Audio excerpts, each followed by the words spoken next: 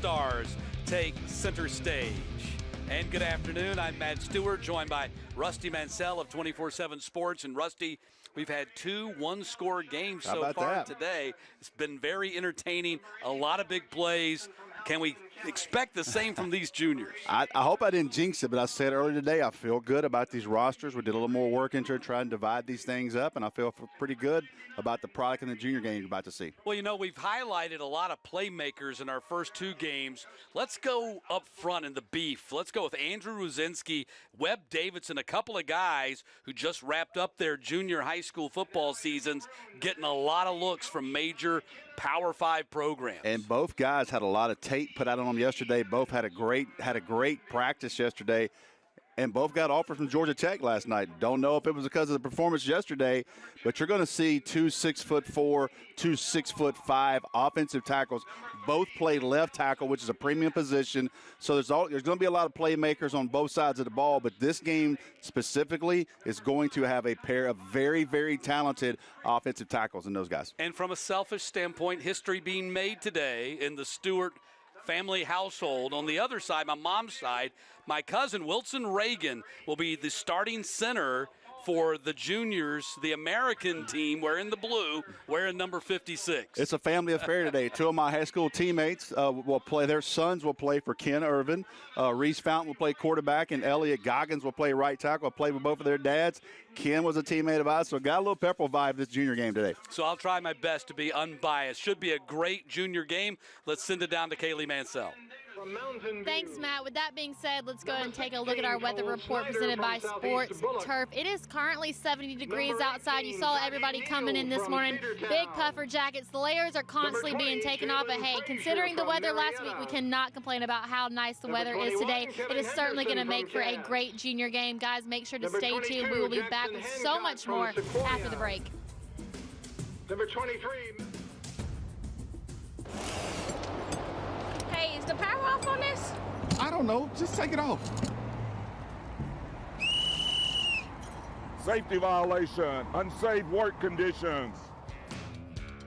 In the construction trades unions, safety is our highest priority, and we train you to recognize and speak out on unsafe working conditions so that everyone arrives and goes home safely. Learn about careers in construction at georgiaconstructioncareers.com. Welcome to Chicken Salad Chick. I've been looking for love. I forgot what I missed, but I remember that high. First thing I'd say, this is pure, this is perfect. Something nothing else can do, just you. So give me you. There's no place like the Chick.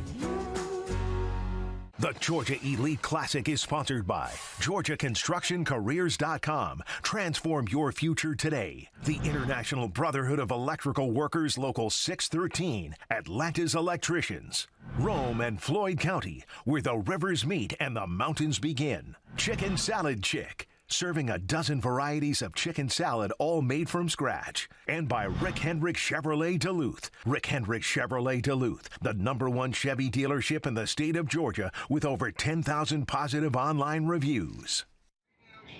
And back in Rome, and it's a warm day, as you heard Kaylee Mansell say. And Rusty, if I go down, just get me stretched out, hydrated. Listen, I have a pickle. I don't have any pickle juice, but I got a pickle left over from lunch. You, Matt Stewart, you are the man of the year. You call 1,000 games. You are down to 2 halves of the high school football season. Dig deep for me.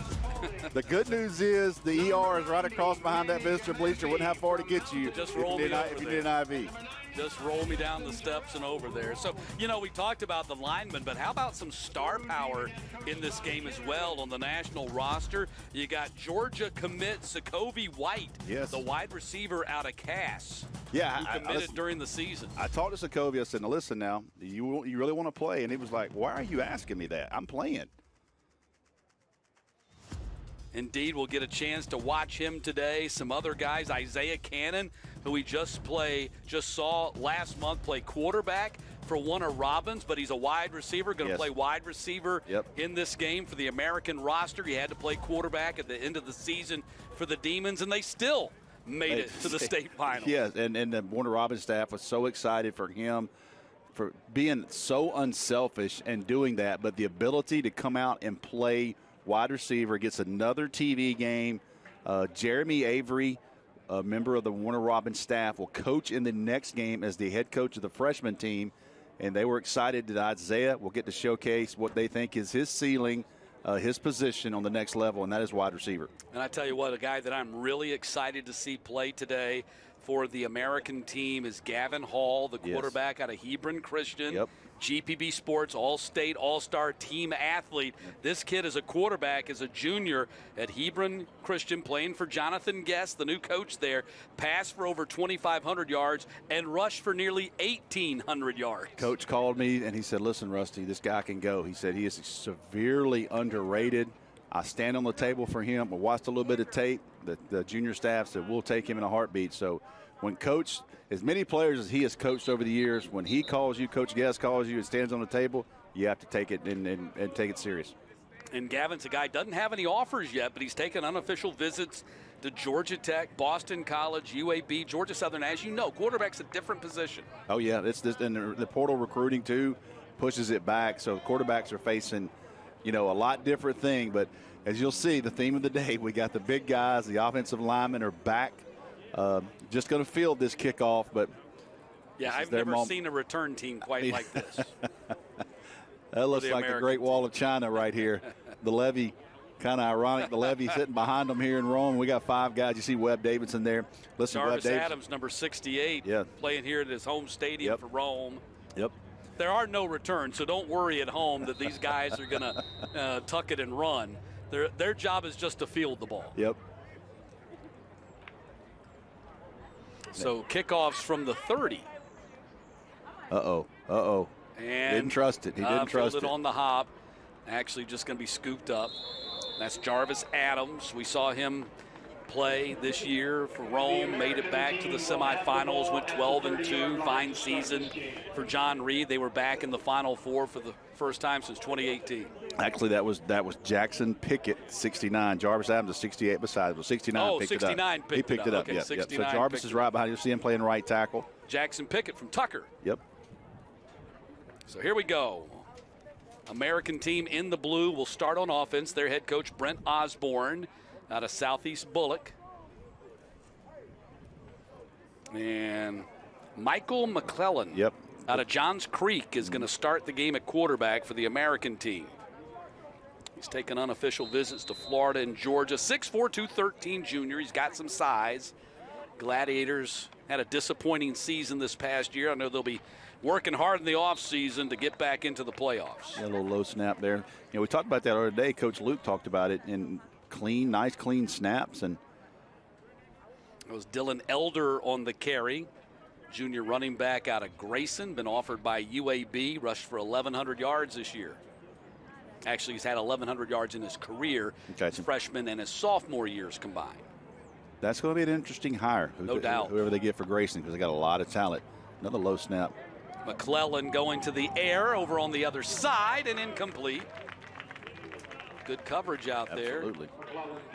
That's a big corner trying to get an ID on the number. He's got his jersey rolled up, so it's hard to tell who that was. That's a big corner out there. Might that have been, that's Justin Content. That's who I thought it was from Mill Creek. Yep. Had a big 80-yard touchdown catching that 5 for 55-second sequence in the 7A state championship game. What a game he had. What a game Mill Creek had, but what a game he had, because there were some headliners, but you left that game knowing him and Cam Robinson, the running back. And Trajan Greco's another guy absolutely that keep an eye on. Passes thrown out. Oh, what a hit at the 28-yard line. Bringing the lumber early, Devin Henderson, the DB from Cass. Yes, and he is plays quarterback for them some, but man, he is a physical corner. Get this, he's been offered by Florida, Atlantic, and Hawaii. Yes. He only goes to schools that are on the coast. Yeah, well, he's trying to stay in there. Comes from the Keith Henderson, Skip Henderson family in Cartersville. That's a family. And no doubt, got that Henderson name on you. His brother plays linebacker. So a punting situation. I think we only had 2 punts in our entire senior game. That's a nice spiraling kick. Yep. That was Ethan Bird out of Savannah Christian. 11-1, reached the quarterfinals this year. Team resume presented by the Governor's Office of Highway Safety. Ken Irvin, your buddy. Yeah, man. Pepperell native, 11 seasons in the National Football League. Played with the Bills, played with the Saints and the Vikings. Got a quarterback trio, got a good quarterback trio. Yes, he does. Fountain, Smith, and Jenkins. Yep. Cam Robinson made the GPB All-Finals team, rushed for over 250 yards in their championship victory. Scrambling and throwing back across the field, that's Reese Fountain, the Rome quarterback, starting for the National, and that's going to be a completion to Kyle Vaca. Say one thing about Ken, and I'll leave it alone, but he holds the NCAA record. He blocked 4 punts against Arkansas. Loosen those ties on those uniforms a little bit so that we can read numbers. I don't know if that's going to work. So the PA's getting after him a little bit. Hey, look, I second that notion here. Yep, I agree. They're like loosen up the tie on the jerseys so we can read your numbers and give you the proper credit for stats. You want that now, don't you? No doubt. You know, if we'd gotten on the PA and said loosen it up so Matt Stewart can get your name right, they would have. Yeah, that doesn't carry the weight. But when you say so we can get your stats that's right, that's the way you deliver it to some teenage football players. They're untying that knot right that's now. Right. Rolling those jerseys down. The old tearaways. The Earl Campbell's. Been a while since we saw the tearaways. So 3rd down now and long.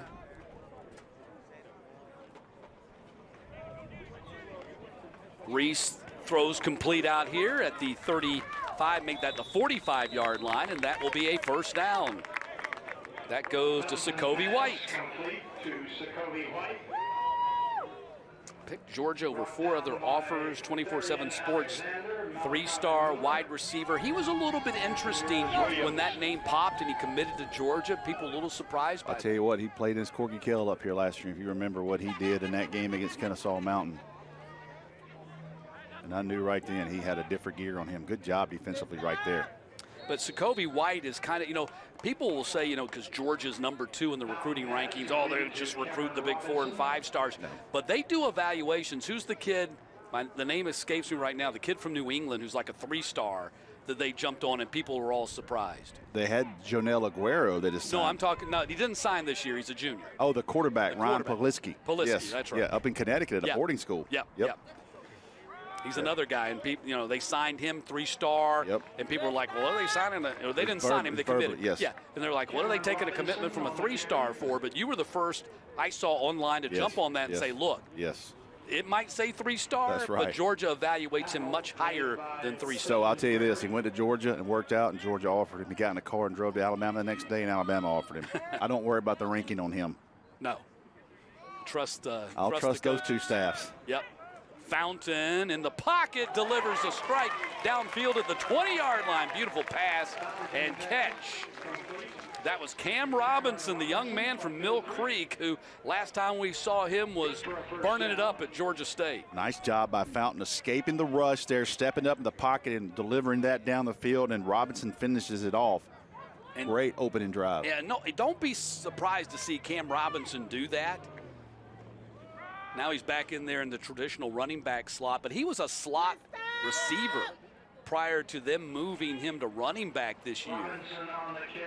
And he really obviously moved him. Oh, man. Paid huge dividends, rushed for over 1,500 yards, and showed, despite his size, which he's not that big, a great ability to run between the tackles at 5'9", 180 pounds. Fountain going to take a sack back at the 25-yard line. Got after him right there. That was Demarion West out of Marietta. Yeah, beats his block right there of the right tackle. Beats the block of River Ridge tackle there and gets the sack. Demarion West, 6'2", 205 junior from Marietta. Throwing a screen pass here, complete at the 26. And down inside the 20-yard line, that was Sokovie White. Second catch for him. Yeah, got a flag there. A little chippy there. Don't need any of that in an all-star game. And I'll tell you what. Penalty. Replay third down. So the penalty obviously going against the offense here. I'm going to tell you this. The corner was in on that play. Tharian Alexander is a corner from Southwest DeKalb. And every coach on that staff talked to me about him. And that's one of those hidden gems. 6 foot, long corner, long arms. They loved him, absolutely loved him. 6'3", 165. 6'3". I'm telling you now, he's long.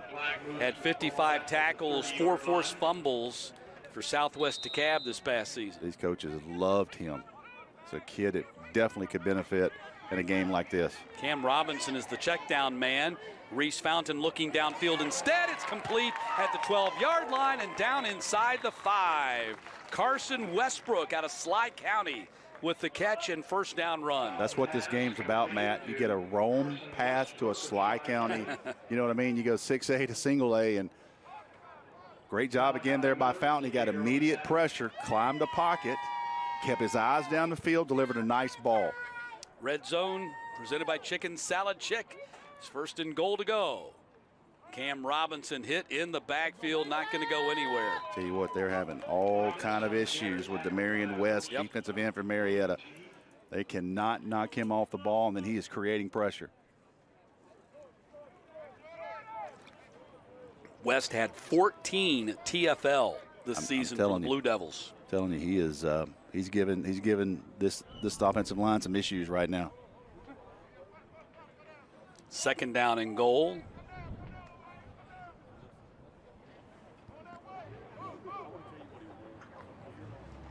Fountain going to hand off. They're going to reverse it. Cam Robinson's going to throw it or try to. Lobs it up in the air and out of bounds. They tried a little Philly special. Yep. And you know what? Fountain was open for a moment. He was for a second. Yep. It's amazing how many people run that inside the 5. And you know it's coming at some point. Everybody's seen it. They run on every level. I was getting ready to say, when the Eagles ran into the Super Bowl, it was like, oh, my goodness. About the millionth time you've seen it, you're like, oh, it's the Philly special. We've all seen that play. Everybody does the Philly special. Nobody's fooling anybody with the Philly special. It's not so special anymore. Third down and goal. Fountain goes up top. Contact. And no flag. Oh, wow. Look, and he's telling him. How was that not defensive holding at the very least?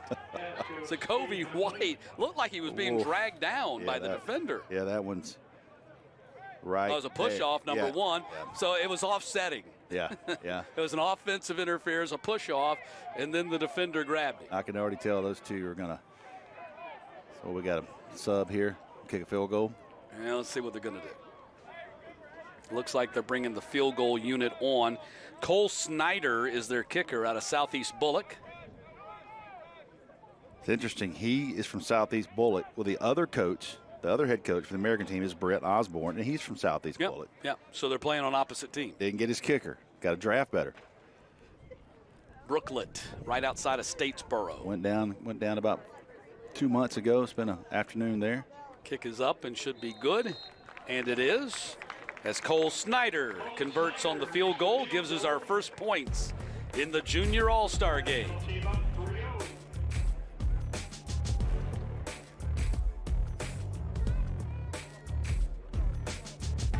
You have an eye for fashion. If your dream is to design clothes or study the business side of fashion marketing, then you should call American Intercontinental University. Discover how the fashion design and marketing degree programs at AIU can help you explore how to evolve your skills and take your passion and creativity to the next level. Call AIU today and get started.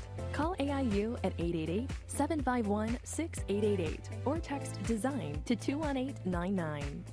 What's the biggest sales event of the year? Why, it's Toyotathon, of course, and it's at Beaver Toyota. Watch this. We have tons of fresh new inventory. Shop online where you can chat live with the product specialist, watch a live walk-around video of any vehicle, obtain our lowest price, and value your trade-in within minutes. Get financing, too. Don't forget, we can deliver your new Toyota within hours. You save time and you save money. The biggest sale of the year and the very best way to buy your next vehicle. Only at Beaver Toyota and Cumming.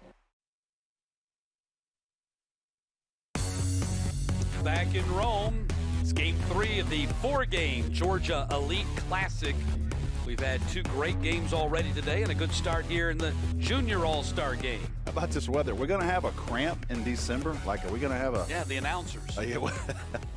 Bet you're going to make it, man. I called in some people. Got some pickle juice on the way, brother. Oh, good. All right, great. Called Jim Donnan, and he's got some guys going ahead. Appreciate it, Coach. Got some pickle juice coming.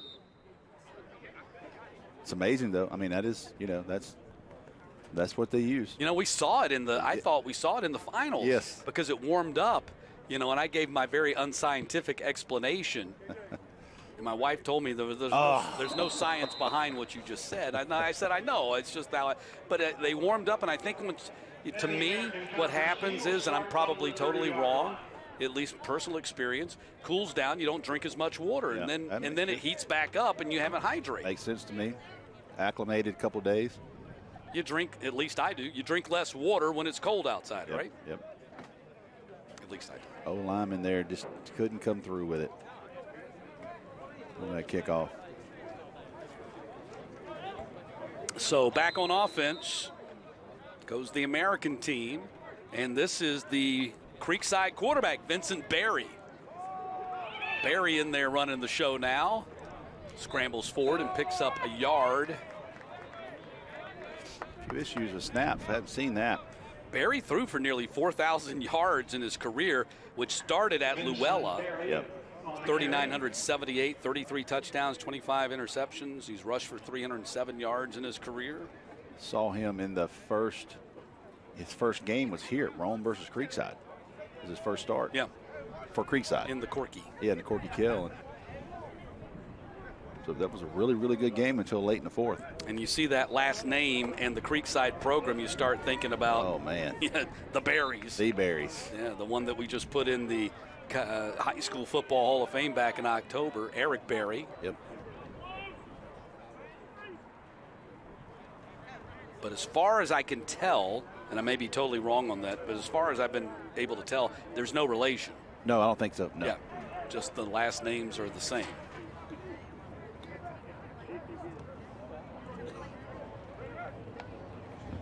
Berry back to pass and put it in a tight spot. Was it intercepted or caught? No. Was it anything? Apparently it was nothing. Either. Yeah. That was Cannon there, Warner Robbins. What a job that guy did getting thrown into the fire.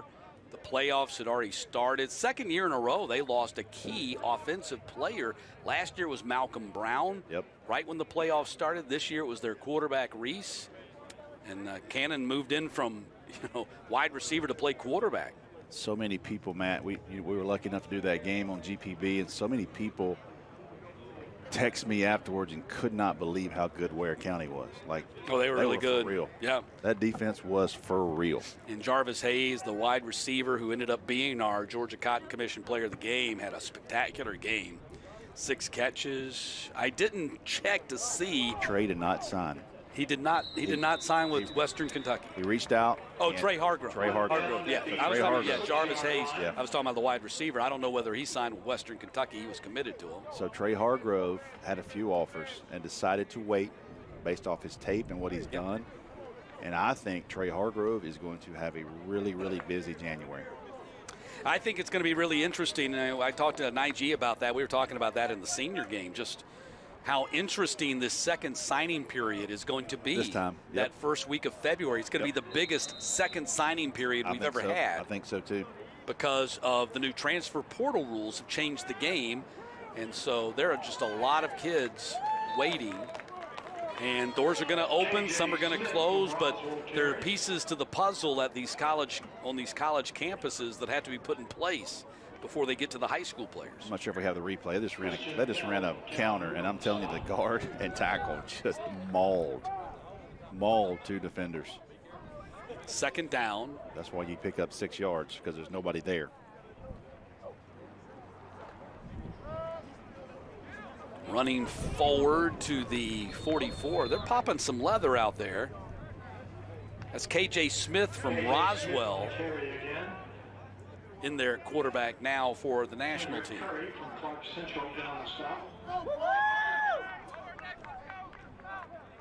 Clark Central, a lot of players. Yep, Gladiators. Damian Gary, former Georgia player, yep, sent me a lot of those guys, a lot of tapes, did a really good job of getting his guys in front of our staff. Now, you say the name Damian Gary. What play pops into your head? The punt return 72-yard punt return against the Tennessee Volunteers. Man, that exactly game. Right. Yep. He was dodging. He was bobbing in between traffic. It was. Big play. Damian Gary, now David Perno, the coach of the Gladiators. That's crazy. Done a good job there. They took a step back this year. They were 5-6, but they've been a team that has, under his watch, been a traditional quarterfinal caliber team. Nice strong run around the edge, lowering the shoulder. Jalen Frazier from Marietta.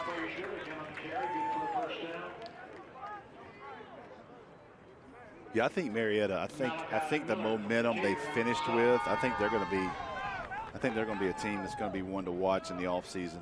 Yeah, we had that conversation in our senior game too. I mean, Richard Morgan really scheduled a really difficult non-region schedule. And they ended up winning their region, I believe, did they not? Yeah, yes, they did. They ended up winning their region after going 1-4, 1-5 in the front half of the season. KJ Smith throws complete. Nice catch here on the near sideline. Eric Hart out of Mountain View with the grab. Pass completed to Eric Hart. You know, we get all kind of names from people, and people, you know, reaching out, hey, look at this. One of our social media interns, Emma Johnson, goes to Marietta.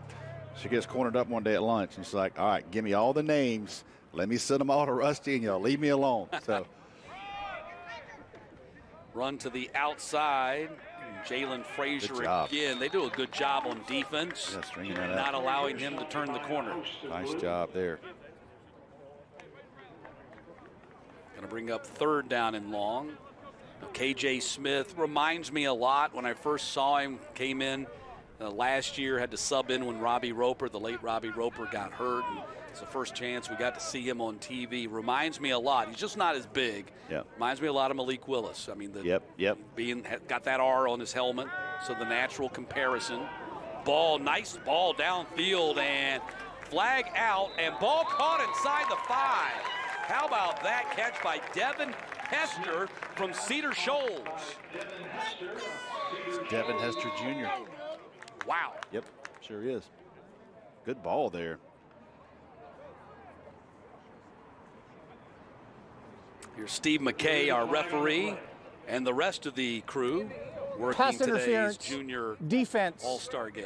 Declined, first down. Brought to you by HendrickCars.com. Those guys didn't wake up the first of the week thinking they're going to be sweating at their game. I guarantee you that. Great catch by Devin Hester. Now in the chicken salad chick red zone. Apple doesn't fall far from the tree. No doubt. Great ball skills there. Good throw by Smith. He got unloaded on that thing. Yeah, I mean, like I said, man, he is a super, like I said, reminds me of Malik Willis. I don't know what greater compliment I can give than that. Willis, again, will be the starting quarterback for the Tennessee Titans this week. That? Right up the middle. Ball is out. It's recovered by the American for a touchback. Man, huge hit right here. The ball fumbled into the end zone. See who makes this hit, because that ball comes out quick. Cam Robinson from St. Francis recovered. So we've got two Cam Robinsons. Yep. That was Cam Robinson from St. Francis. What a season Frank Barden's team had, making it to the semifinals. And really, truthfully, oh my goodness, look at that block. Can we run that back one more time at that angle? I want you to watch the guard. Watch the guard right here in the left of the screen. Watch him, watch 62. Follow 62 in the right guard. This is how you clean it up. We just missed it. Man, he buried him. American team back on offense, and a big run on the first snap of this series. Will be a first down for the American. Is that Dylan Elder? Yeah, Dylan Elder Grayson, yep. On the carry. Dylan Elder on the carry. Jordan Miller from It's interesting, his uncle is on the Buford staff, and he's the one that called me to make sure he got in. Thanks, Uncle. Yep. Dylan Elder picks up the first down, ball at the 37. RPO. Quick pass, complete to Elijah McDowell out of South Gwinnett. First catch for him. Nice ball there, Gavin Hall. First good look at this quarterback from Hebron Christian. He's in there. Nice ball, a little zip. Got it where it's hit him right in the chest. Really intrigued by this Gavin Hall prospect. His numbers just phenomenal this year.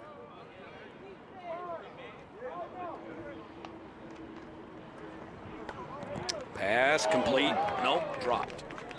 Should have been complete. That was the final play of the first quarter as Alex Richard out of Arabia Mountain could not hold on to it.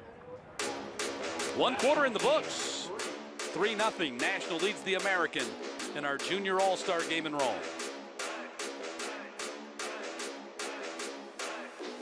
Beginning the morning you opened your eyes, we spent every waking moment preparing you for the day you'd leave our nest. Whether it's driving to practice or helping with homework, it's all prepared you for, what am I going to be when I grow up? Will you be ready? After much thought, I made my decision to take my talents to the IBEW Local 613. The International Brotherhood of Electrical Workers is not simply a job, it's a career.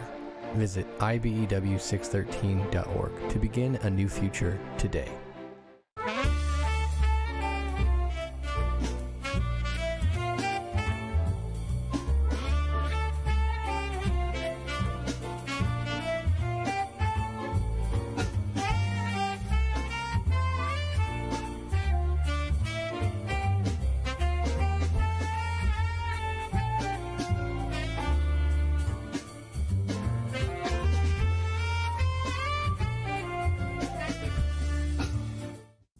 Hendrick.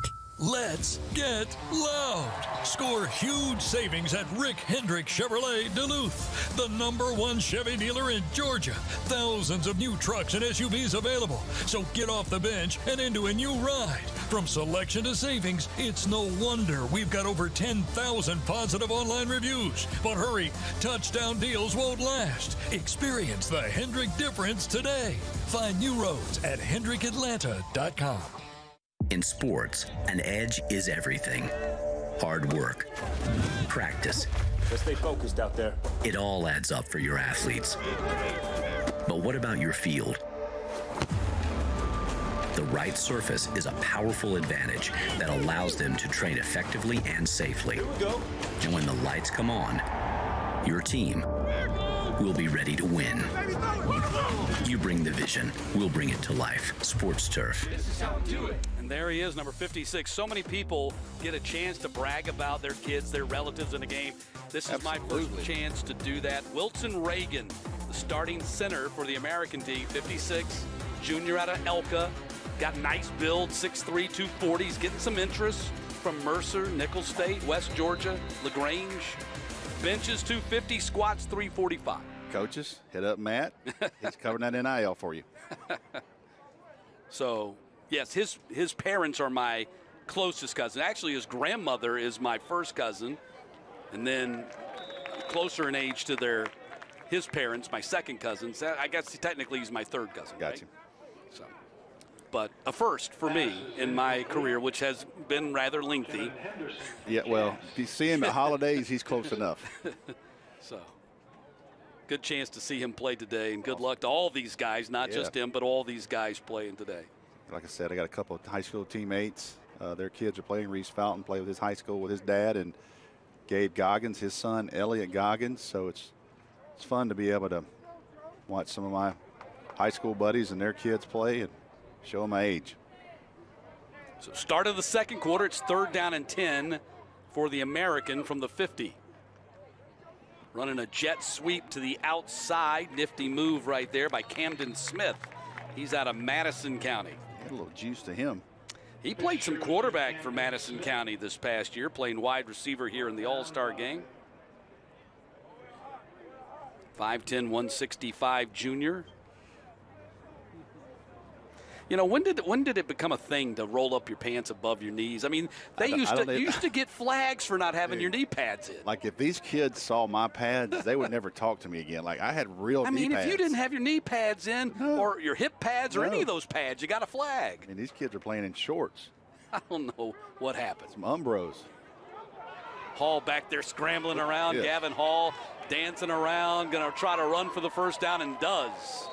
So Gavin Hall putting on a show here, picks up the first down. He showed me another gear right there now.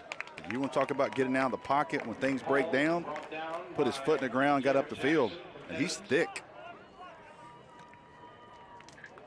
The rush is good for a first down. Hebron Christian, they were one of those schools that made the big jump. They were playing 4A this year. Yeah, they're going to – that program's going to ascend quickly. Coach Guest didn't come up here to go 5-5. I can assure you that. Coach Guest had been the uber successful coach at Eagles Landing Christian. Pass is thrown low and incomplete, and then Elijah McDowell gets shoved down by Patrick Shattuck. I guess this is Elijah's third year playing this game out of South Gwinnett. I think he's the guy that's his stock's going to trend up some as the spring goes on. He's been offered by Colorado State. 6'3", 175 junior, had 19 catches and 3 touchdowns playing for Brian Lamar's team this year. Brian, you got to give him the ball more. Hey, Brian, got to get it done. 2nd down and 10. Right up the middle. Man. Big run by Dylan Elder. Nice blocking inside there. Yeah, they just caved that whole thing in. Parker Shattuck from LaGrange on the stop. Tell you what, Parker Shattuck on the stop there from LaGrange. I want to give a special shout out to Matt Napier and that LaGrange program, because I basically had to cut off LaGrange. He kept sending players and he kept sending players.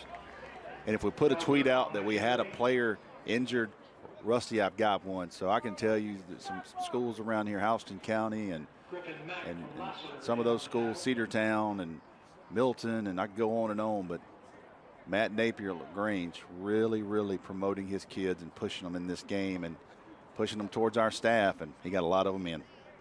And the Napier name, if it sounds familiar to you, his brother is the head coach at the University of Florida. Both of them played for their dad in Murray County. About that. You're going to see a very, very talented freshman from LaGrange wide receiver next game. He might be the top freshman wide receiver, along with a Peyton Zachary, young man out of Kill. Pass thrown on the bubble screen, and that's going to be Isiah Canion with the catch, but he gets dropped right away, and the ball's going to go over on downs. Stopped him on downs there. Pass completed to Shepard Acton from Lanier Christian. The ball goes over on downs. Was this 2? I thought it was 2. It was. It was Isiah Canion. Yep, it was Isiah Canion. Yep. Good job running to the ball there. Devin Henderson out of Cass, man. I'm telling you, he's a guy that's at corner. Going to keep getting more and more offers as the year goes on. They got a very talented team. And, you know, as we look forward to next year, right here in this stadium on Friday night, we're going to have Cass versus Rome. Should be a fun game. That's going to be a fun game. Rome 12-2 this past year. Reese Fountain coming back. Their quarterback playing here in the game today. Martavius Collins, Alabama commit. Did lose to Phylon Green. He signed with Clemson 8 days ago. Martell Height at Vanderbilt. So they had a big senior class, but still pretty deep junior-wise. Got some young kids to get their chance. So, you know, Cass, Steve Gage, and that program, they've been waiting on this year upcoming. They got a lot of juniors and seniors back. Got a very talented sophomore quarterback, Brody McWhorter. Pass is dropped. That's Jaden Jenkins in there, quarterback now out of St. Francis. Gabe Bobbitt, the tight end from South Paulding, couldn't hold on to it.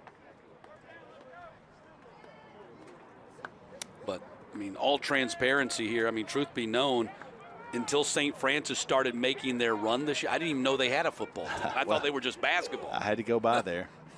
But they speak Frank Barden, who he's here, won a state championship at Cartersville, has put together a great little program. Brandon Strozier, their cornerback, who was named to the GPB All-State team, just signed with Clemson. Lost a couple of transfers. We'll talk about that in the next game. Braden Jacobs and Nick Brooks have both transferred to Buford. Yeah, that's so, you know. It's a reality now in high school football that, you know. When you lose a 6'8" and a 6'6". That's hard. That's hard. But, you know, they go back and look at this season. They took Prince Avenue to the bell in the fourth quarter. Had four turnovers in that game. They had a shot at Prince Avenue. They had a shot at Prince. Ended up winning the state championship for the second time in 3 years, behind a heroic effort from Bailey Stockton and Aaron Philo, who threw for over 400-something yards. How about Ethan Christian on that ball? The game. Ethan just had a fabulous game in the senior game. I think he finished with 6 or 7 catches for over 150 yards. I'm telling you, that Prince wide receiver group, but you will Josh Britt, you will not soon forget the performance of Bailey Stockton. And he took a shot. I was on the sideline. He took a shot, and he rolled up on one of those touchdowns late, and he came over, and I could see it in his eyes. He was hurting. So I waited a couple of days, and I asked him, I said, was it bad? And he said, it hurt, but I was not coming out. And, you know, and you start talking about that kind of mentality, that kind of makeup, could not believe he was in that game, and he shined for the state championship. 4th and 1, going for it here. How about that? A little trickery. I don't know. Did it work, though? I don't know. Did the trickery work and get him the first down? Oh, man. The national team believes they got it, and the American team believes they stopped them. We might need an old-fashioned chain. I hope we don't have a replay because we don't have that elevated view. Coach Osborne there from Southeast Bullock. So are we going to have a measurement here? Yeah, no, they're just going to first down. Going to give it the eye check. Look, hey, don't tell me this game don't mean anything. They let Big Boy come up out there. Yeah. Look at that. And they gave him the old bush push, too. That was Jeremy Johnson, the 5'9", 270 junior defensive lineman out of Brookwood, who picked up the first down. Gavin, the old Notre Dame, USC, Reggie Bush push there. Going to need a lot of pushing. Jenkins going to hand off, and he gets stuffed at the line of scrimmage.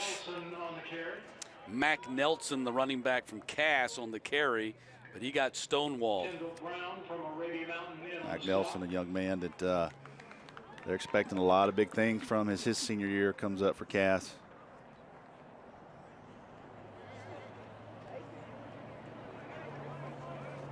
Cass had one of the biggest upsets in the state playoffs this past year, knocking out Jefferson in the first round. Jenkins, heavy rush, going to step up and run it, and fumbled the ball. He got stripped, and I believe the American has recovered inside the 50-yard line, and they have. Griffin Tully out of Blessed Trinity ends up with the loose ball. Griffin Tully from Blessed Trinity. Yeah, got to tuck that ball. See how he's letting it get away from his body. Good job stripping it as he goes by. Don't know who that was. Right here. Watch this defender come right there. Get his hand in there, knock it loose. Big turnover here.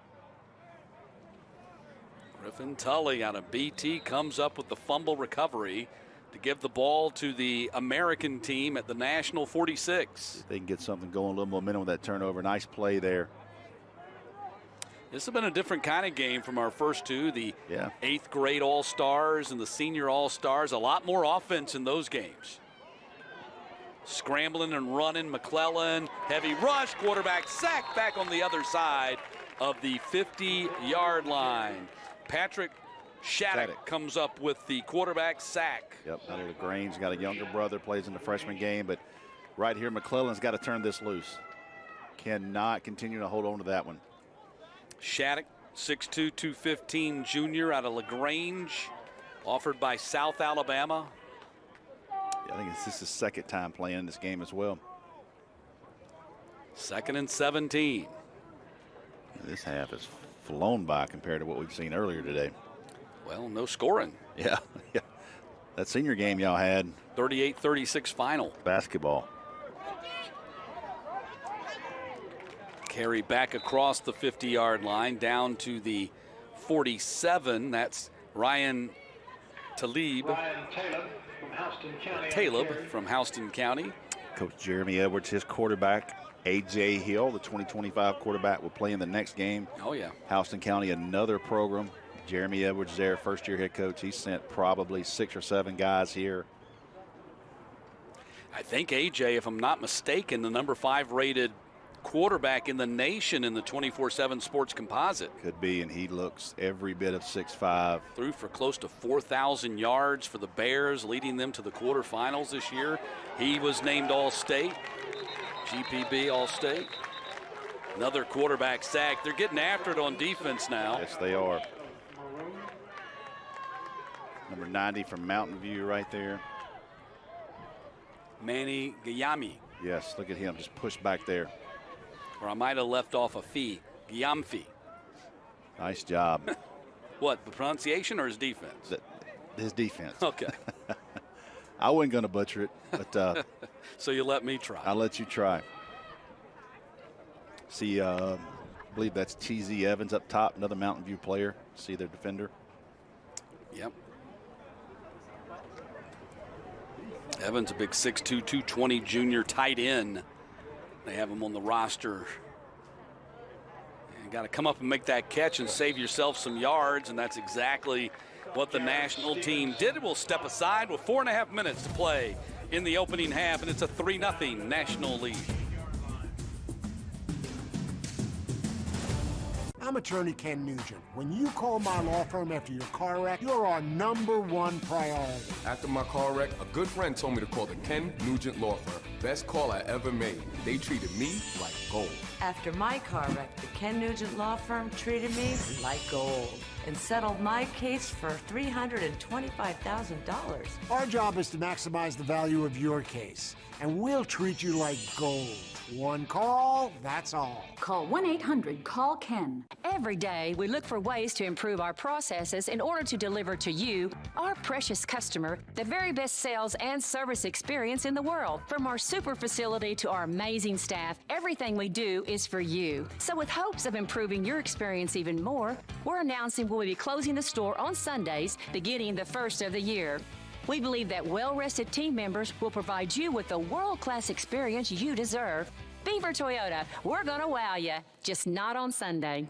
Do you suffer from knee pain? Ever been diagnosed with osteoarthritis? Or worried about the risks involved with knee surgery? It hurt all the time, like the nerves were rubbing against each other. I was at the point of either replace my knees because I'm tired of this pain. Get the relief you need without surgery. We're Arthritis Knee Pain Centers, the premier leaders in non-surgical knee pain treatments. Instead of surgically replacing your knees, our state-of-the-art procedures replenish the depleted natural cushioning in your joints with an FDA-approved shock-absorbing gel, without surgery and without downtime. After the first injection, I knew it was going to work. We've successfully treated thousands of patients. Medicare and most private insurance cover this procedure. Full motion, no pain, walking, everything just back normal like it used to be. Now with locations in Alpharetta, call 1-800-507-5019 for a free no-obligation knee pain assessment or go to arthritis-kneepain.com. The Georgia Elite Classic is sponsored by Sports Turf. You bring the vision, we'll bring it to life. The Atlanta Falcons, rise up Dirty Birds. Gatorade, fuel tomorrow. Ingles, low prices, love the savings. And by Personal Touch Lawn Care, the smallest details make the biggest difference. 4.5 minutes left in the first half. National leading the American 3-0. Back to live action. And a quick throw and completion up to the 35-yard line. Complete to Taji Neal. Taji Neal making the grab. Little Rome to Cedartown there, Northwest Georgia vibe. Reese Fountain back in there, quarterback for the national team. They're wearing the maroon-colored jerseys and the American wearing the blue. Pass complete, little sidearm action there from Fountain. Will pick up the first down as Cam Robinson runs to the line to gain. Nice job there. Fountain had a big junior season, over 3,100 yards passing. I think 32 total touchdowns. Yep. Had a great year, and talking to John Reed before we called their semifinal game against Langston Hughes, is that Fountain is a guy as he goes up top, and it's caught over the shoulder at the 39-yard line, and there he is again, Cam Robinson. For my money, pound for pound, he's one of the most dynamic players in the entire state. What a great ball here by Fountain, just a wheel route out of the backfield, and he drops it over the shoulder, and look at Robinson track that thing. Great Reminds play. me a lot of his counterpart in the 7A championship game, Bryce Hicks. Both of them juniors. That Carrollton running back, absolutely. Yeah. Both of them great hands out of the backfield, can run the ball between the tackles. Tough. Going to play action him there, and Fountain's going to go down at the 29-yard line. Fountain from Rome on the carry. Now we'd have to get them in a foot race to see who's the fastest, but both of them similar skill sets in that they can catch the ball out of the backfield, and that's a big part of Bryce Hicks' game. No doubt. And if you're going to play on the even next bigger level, than it was for Cam Robinson this year, Mill Creek. He was more between the tackles guy. if you're going to be that size, you got to be able to do that. Pass thrown complete on the screen, inside the 25 and down to the 20 it goes, and that will be another first down. Taji Neal making the grab. Cam Robinson from St. Francis in on the stop.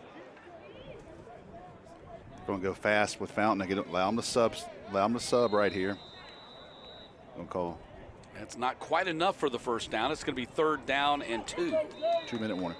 And there is the 2-minute warning.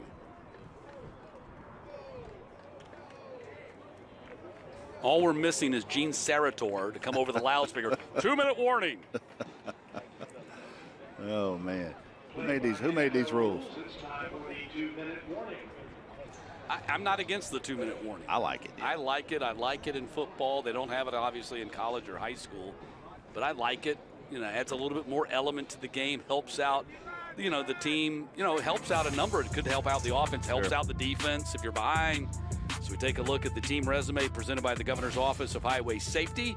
Brent Osborne, the coach of the American team, running backs coach at Southeast Bullock. He's got a trio of quarterbacks in Vincent Berry, McClellan, Gavin Hall. We've seen all 3 of those guys play here in the first half. Kendrick Curry from Clark Central had a great 2-way season, 65 tackles, 589 on the ground. Ricky Johnson from Houston County, 11 touchdown receivings, and Taleb from Houston County, a good complement to the aforementioned A.J. Hill in that Houston County offense. I'll say this about Brent Osborne. He runs their recruiting at Southeast Bullock, their social media. He does a tremendous job trying to help promote their kids. Fountain going to throw off his back foot and throw it out of bounds. He had no place to go with it. It's a good job there. You got to take the negative. Now it's 4th and 1, but you don't take that negative chunk play. Get rid of the ball. Wasn't there. Live for the next play. So 4th and 1 coming up. Let's see if they go with some kind of power formation here. Doesn't look like it. It's amazing what they put in 3 practices. They're not even using wristbands. I mean, they're signaling the plays. Fountain wants to go to the air, throws to the sideline. It's complete, and that's a first down. Cam Robinson again, another huge catch for Cam Robinson. Boy, he gives him a 1st and goal to go. Man, he is a weapon out of the backfield. Look, same route, just flipped the other side of the field. They get him one-on-one with a backer. In the chicken salad chick red zone, it's 1st and goal to go from the 4-yard line. 3rd time they've been down here, fumbled last time. Up the middle, Cam Robinson down to the 2. And I'm going to pull a line from another one of the shows that I do and say, make that kid an offer. Make that kid an offer. Yes, sir. You know, in our business, we root for people, and you don't root for teams, but Josh Lovelady and what he's meant to Mill Creek, for him to get that state championship, what a great story. No, it certainly was. He's been there the entire 19 years of the program history. Was there when Shannon Jarvis started it. Yeah. They had a first, I mean, you go back and look at their record. Oh, yeah. You know, back prior to, you know, the first couple of years, you know, like any program, you know, you went through some lumps and bumps, and, you know, to finally get them over the top, to have, you know, arguably, you know, I don't think there's any question, the number one player in the state, Caleb Downs. No doubt. Who stayed with the program. Yep. Like he said, you know, he could have gone anywhere, and there were certainly people who said, IMG. maybe you go to IMG, go someplace else. Yep. He says, nope, I'm sticking here with my buddies, the guys that I've come through the program with. I'm going to play here, going to finish my career here. And ultimately, he, Hayden Clark, Jamal Anderson, Cam Robinson, Trajan Greco. So it's such a great teaching point, though. Jacob Ulrich, who I thought was the best kicker in the entire state, led him to a state championship. And that's what a teaching point. Listen, we stayed together. We won the 8th grade championship, and 4 years later, they capped it off with a state championship. Second down and goal. Direct snap goes to Cam Robinson. He hops in there for the touchdown. And I'd be remiss if I didn't say Aiden Banfield, because Coach Lovelady get on top of him, get on me about not talking about Banfield, who's their best offensive, you know, lineman. And Cam Robinson scores it and gives the National a 9-0 lead. Good job there. I mean, it doesn't matter whether it's the playoffs. Look at look what some bowl the linemen down. That's what it's about, man. Been watching a little football on TV, I think. Yep.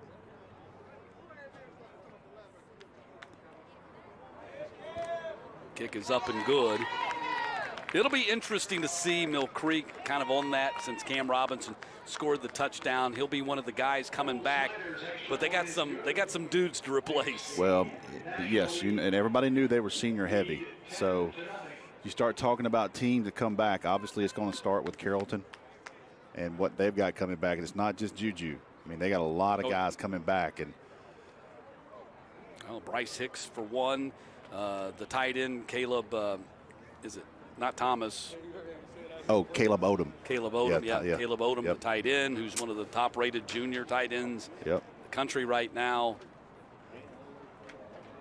Got a lot of guys they'll be bringing back. And, of course, Buford brings back most of their guys. And like I was talking about Nige in the previous game, I think the loss to Walton in the second round is going to be a reset for that program. Yeah. It's going to be the little kick in the pants, the spark. I'm not saying that they needed it, but certainly after that upset for their program to get knocked out in the second round, I'm sure they're already going full bore, getting ready for 2023. Yep. Walton returns. Jeremy Haslinski. Yep. So committed to Wake Forest. Interesting now with the season ended. With Lowndes. You know, now Adam Carter taking over. Yep. Well, you got two new coaches down there. You know, Shelton Felton. Yep. You know, he's still a new coach at Valdosta. You got Adam Carter now. This will now be their third head coach in 3 years. Zach Grage, one season, and now Adam goes down there. Wish him all the best.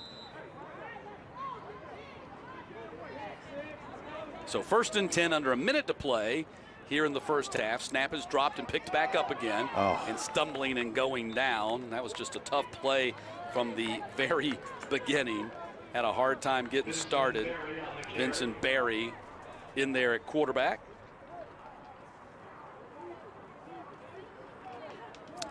Talked with Sammy Brown. We talked earlier today, but say it again. Jefferson's a team that returns a lot. They're going to get healthy, and interested how that team up in Northeast Georgia, Prince Avenue, will replace a lot, but they will have Aaron Philo, quarterback, back. He throws long, pretty ball down here in a jump ball, and incomplete at the 35-yard line. Isiah Canion was the intended target, but good defense downfield by Devin Henderson. Look at him, almost good. Canion had to wind up playing defender there. Yep. Down to 8 seconds left in the half, and a 10-0 lead for the National.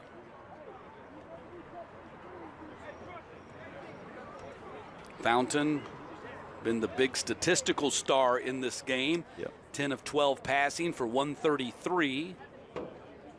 And Cam Robinson, 5 catches for 75 yards and 6 carries for 18 yards. So Cam Robinson close to 100 yards of total offense himself. And that is the final play of the first half. It's a 10-0 lead for the National here in Rome as the teams head off the field for a brief rest, and we'll be back for the start of the second half in no short time at all. It's halftime here, 10-0 the lead.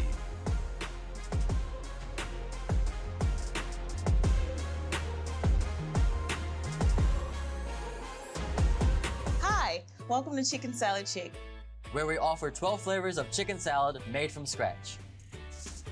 Have a great day. With fresh ingredients every day, just for you. Thank you. I needed this. I love when they say that. There's no place like the Chick.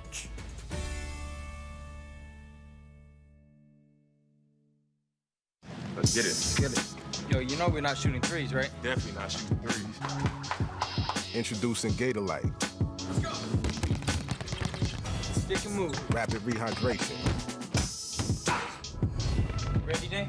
Let's do this, Ryan. Plus a specialized blend of 5 electrolytes. Game day.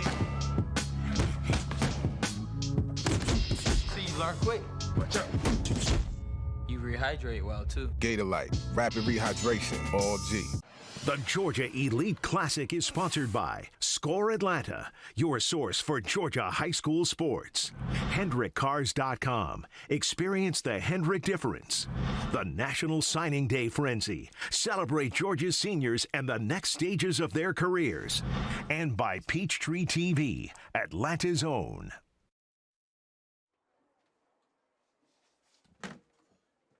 I'm Kaylee Mansell with special guest Todd Wheeler, a Rome native, former high school football coach here. When you look back at your coaching days, what are some core memories that stick out to you?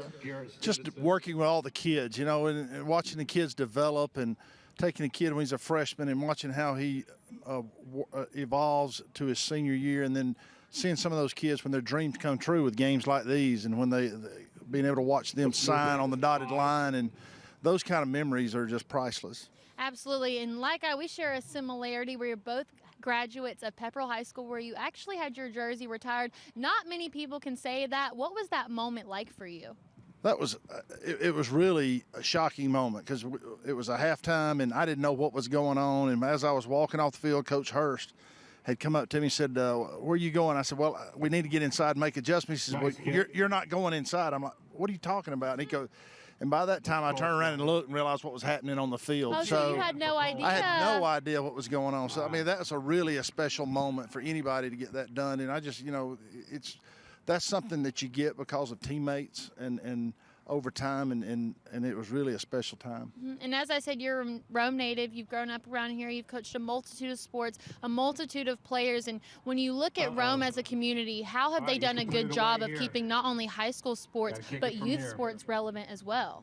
Rome does an outstanding job. I think Rome does a great job of encouraging those leagues to come into our town and be a part of our town. And as a kid growing up, I played at the boys club and behind the levee behind us, and just that experience that they've done and just kept that going over the years has really made Rome a special town for athletics and sports in general. I mean, there's so many people that have played behind this levee back here, name-wise. It's really a neat atmosphere that Rome has done over the years, and it's so historic. Well, Todd, I appreciate having you come on more than you know. I got a chance to play against your daughter in high school basketball, and here I have you sitting in this chair. Life really does come full circle, but I just want to thank you for all that you've done for this community, all the players that you've coached. But hey, guys, we have more coming up right after the break, so make sure to stay tuned. Thank you.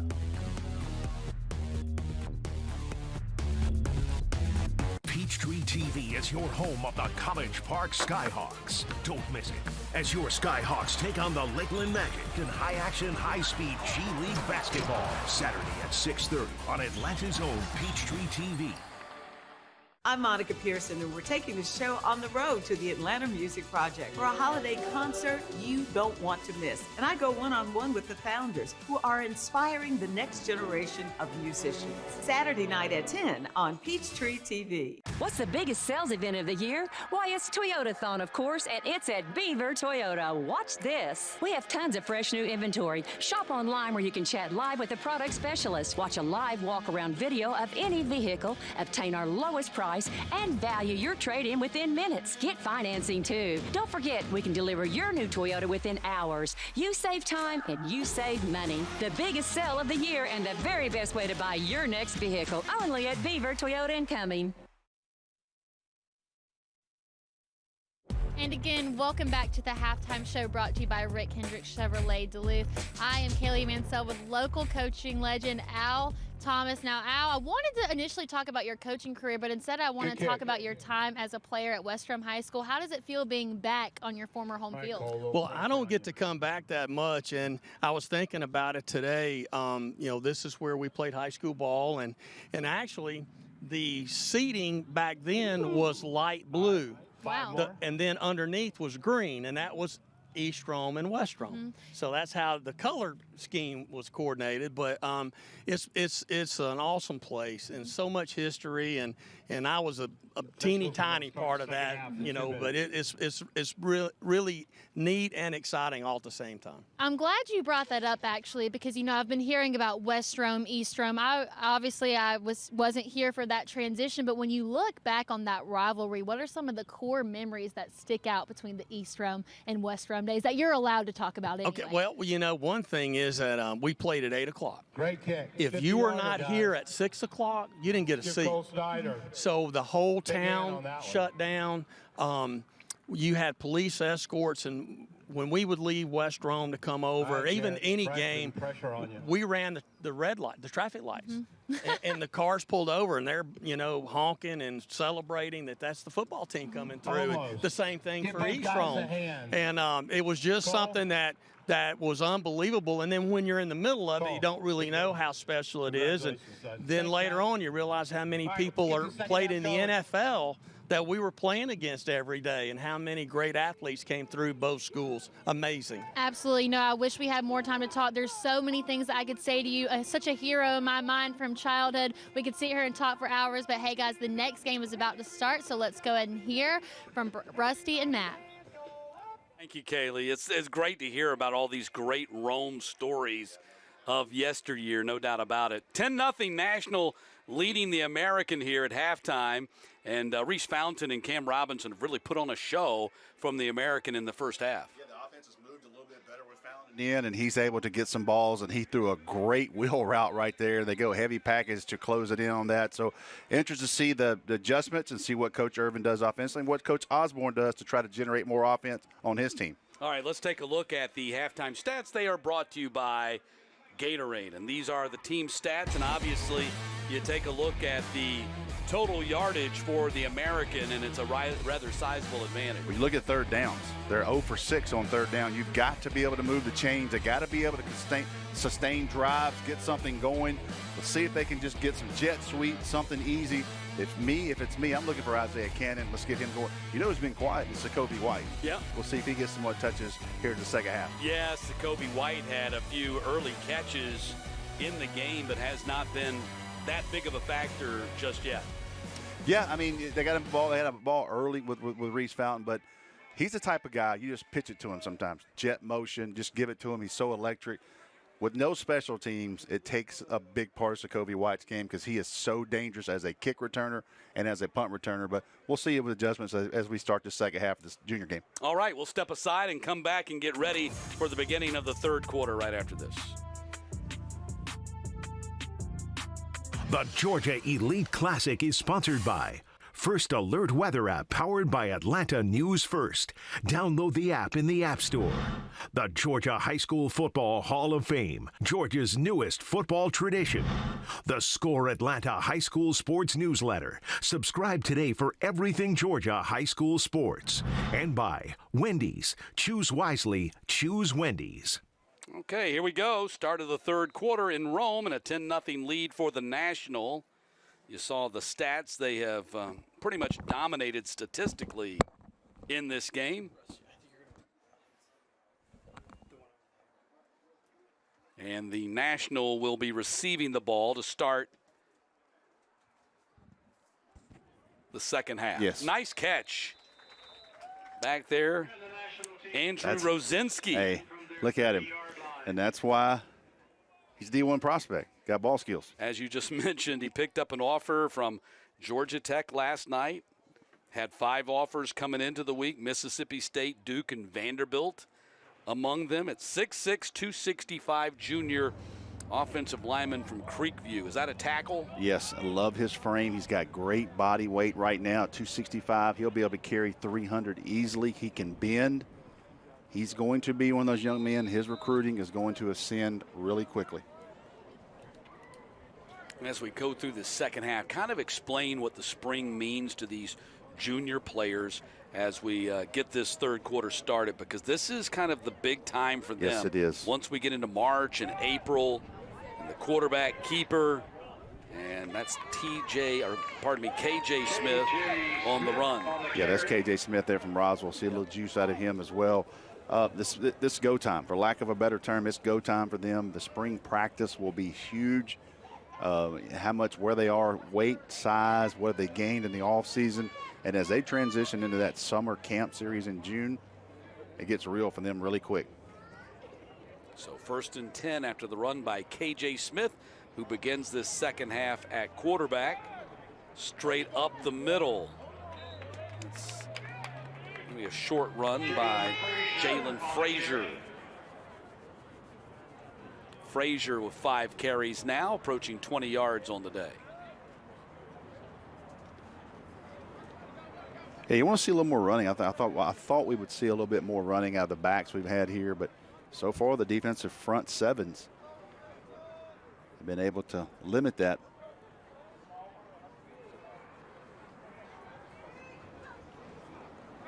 KJ Smith going to scramble out of the pocket. He's surrounded by traffic and throws, and it was still caught. That was a superb catch by Jalen Frazier. Even though he was hit while he was still juggling the ball, he was able to hold on to it. Yeah, nice job finishing off here. Good play by KJ Smith to be able to step up in the pocket, move around a little bit, and just get the ball off. Even it's a 4-yard gain, 3-yard gain, but worked a lot to get that. Yeah, Shepard Acton hit him in the process of him catching the ball, and he still held on to it. 3rd down now. Running a sweep to the far side, and the ball is out after a big hit, and it is going to be recovered by the American.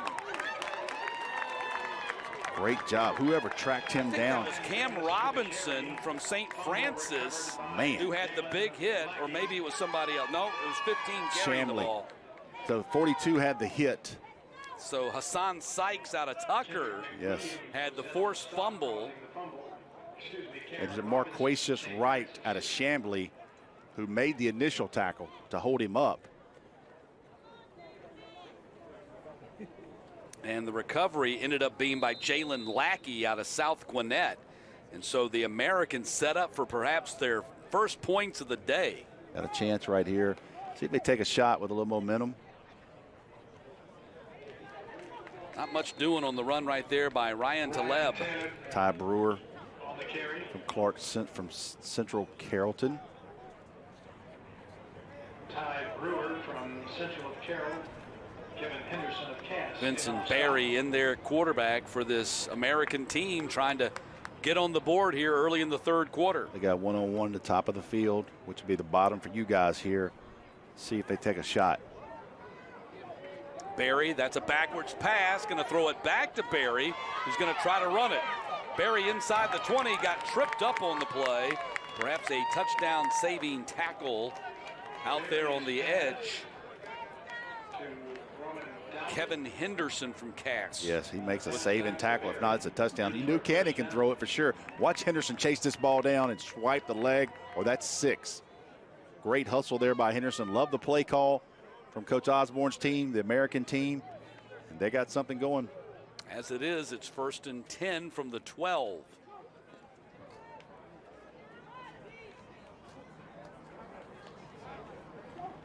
Handoff goes to Taleb. Taleb running to the pylon is going to get knocked into the end zone for the touchdown. Taleb takes it in from 12 yards out, and it's 10-6.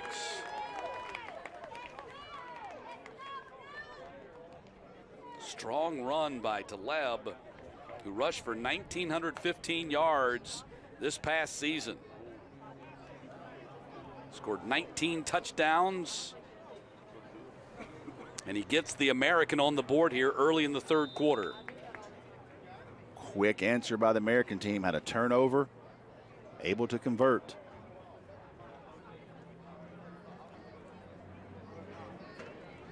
PAT is up, and it is good.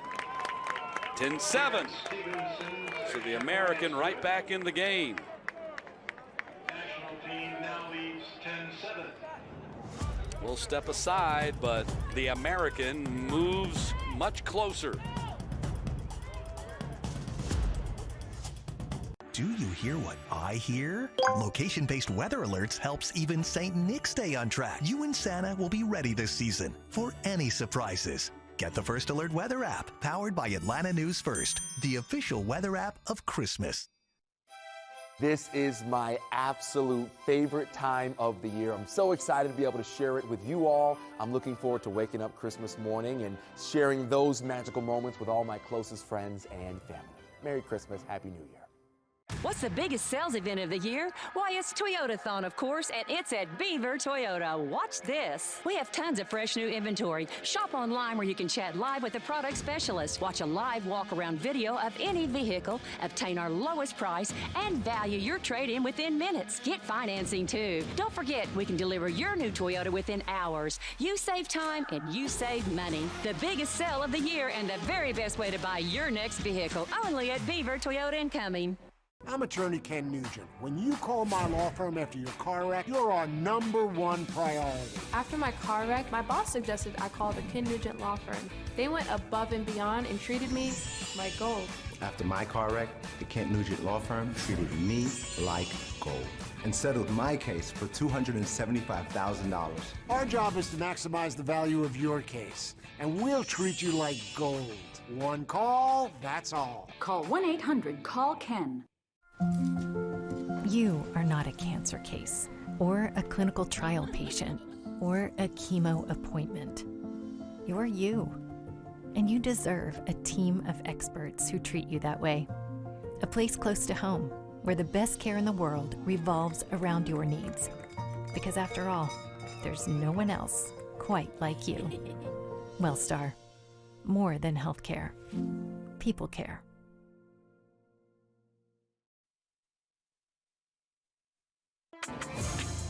10-7.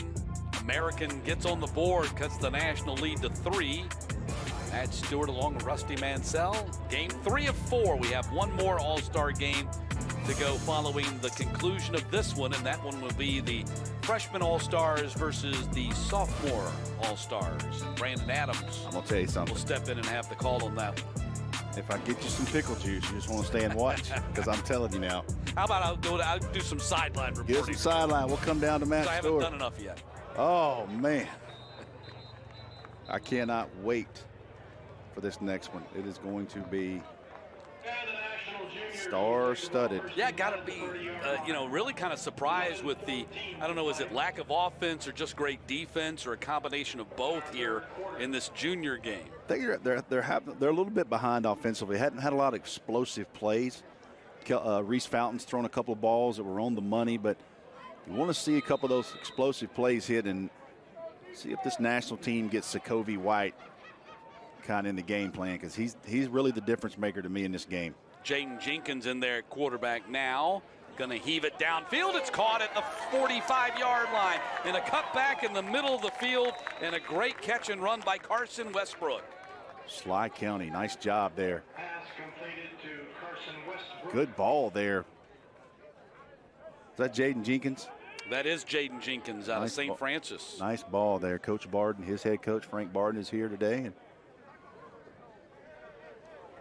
6 foot 180 junior quarterback, and that's a good look at Carson Westbrook right there. It's 1st and 10 with the ball at the 33. Handoff goes Mac Nelson. He got 8 up. Man, Kendall Brown, Arabia Mountain. Great job right there. Coach Washington over at Arabia Mountain really pushing and promoting his kids too. We appreciate that, but look at that. Immediate penetration, and he just tosses Mac Nelson to the ground. Big time play by Kendall Brown right there for a big TFL back at the 39-yard line. 2nd down and 20.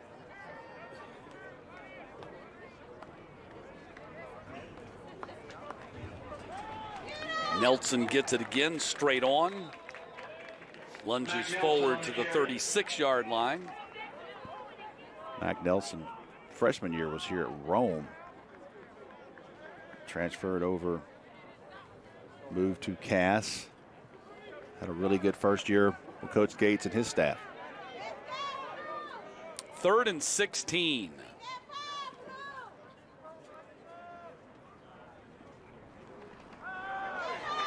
Jenkins eludes the pressure, directing his receivers downfield, and throws a bullet incomplete. Trying to get it to DJ Reese from South Paulding. Demarion West from Marietta is having a game at defensive end. See Joseph Mosley, also from Marietta there. A couple of Marietta players in the junior class, calling him Joe Mo. But 41, Demarion West from Marietta is giving this offensive line all kinds of fits. Yeah, West has had a big game. Pressures. And now it's 4th down.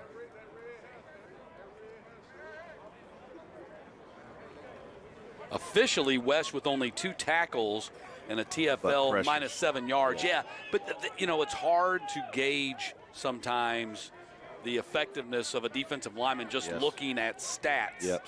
Don't always tell the story. The impact. A lot of times they have a lot of those invisible stats. Ball up, and it is broken up at the 6-yard line. Super play by Cam Robinson of St. Francis to come over and seat Belton on 4th down. So Sokovie White is on top of him, but look at the safety come up over. Great job. Look how high Sokovie White was.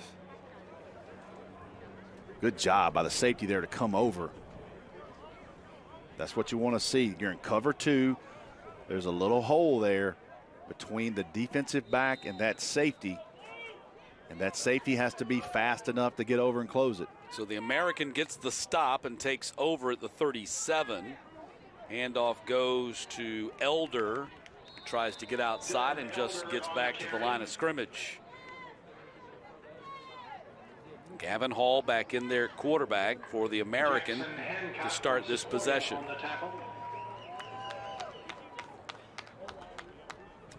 All the quarterbacks going to get a chance to rotate. We kind of overemphasize that with the coaches.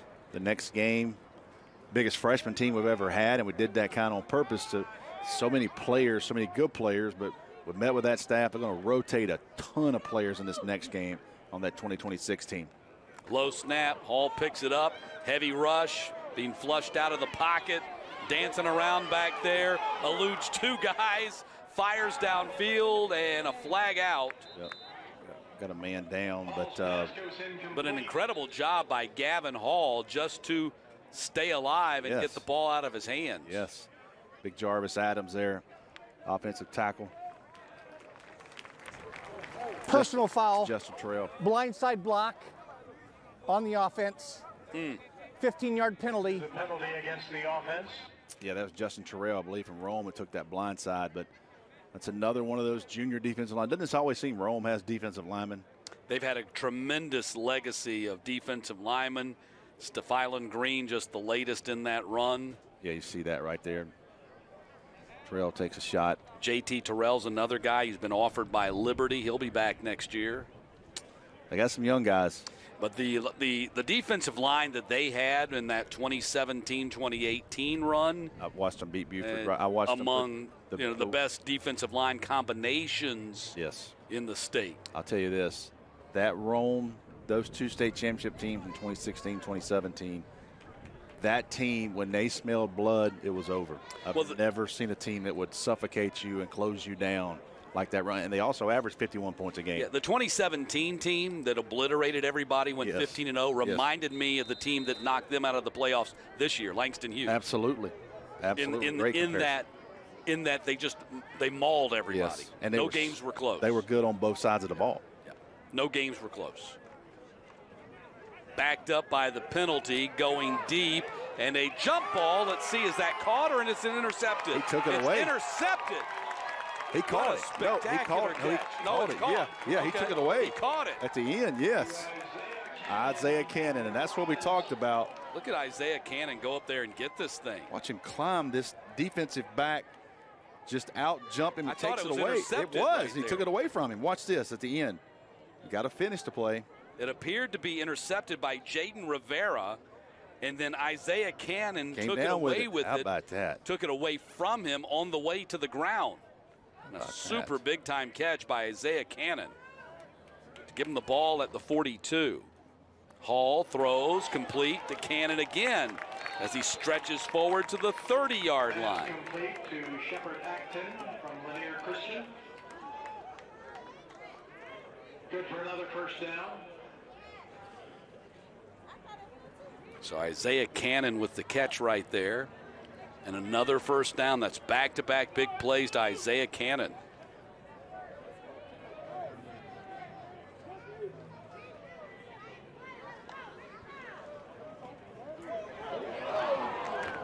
Elder on the run. Stopped at the 29. Grayson on the carry.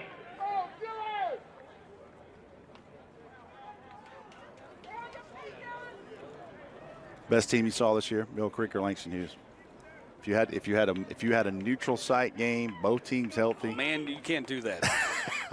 You'd just be glad to be there. Because I'm going to talk to one of those coaches at some point in the near future, and I don't want them to hear me say. Oh man!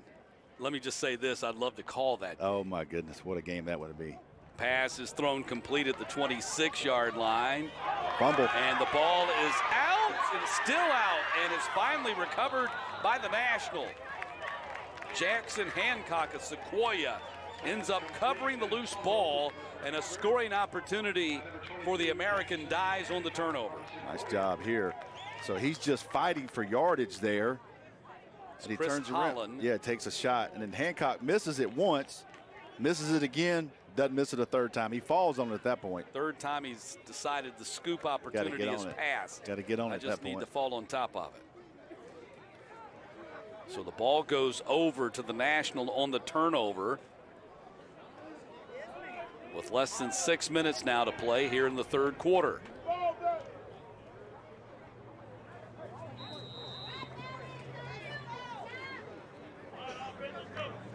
Reese back in there at quarterback. He's had two. Reese Fountain. Really good. The last two drives been really good. Got the ball down the field. See what they do here. Play action, quick toss to the far side. And catch and a short gain on the play. Taji Neal. Yep. Next guy there at Cedartown. They like him a lot.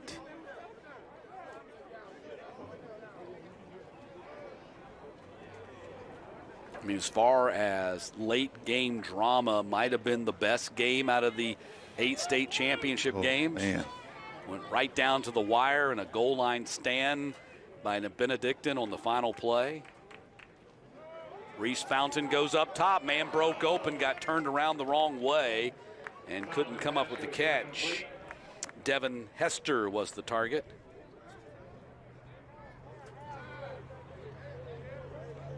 Could be third down.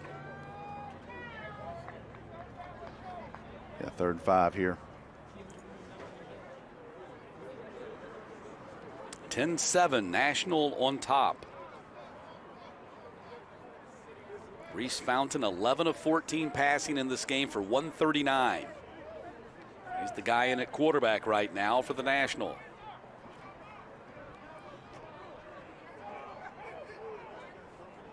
Cam Robinson's lined up next to him. He's going to get the handoff, going to try to squeeze to the edge and flag out as he spins forward to the 28.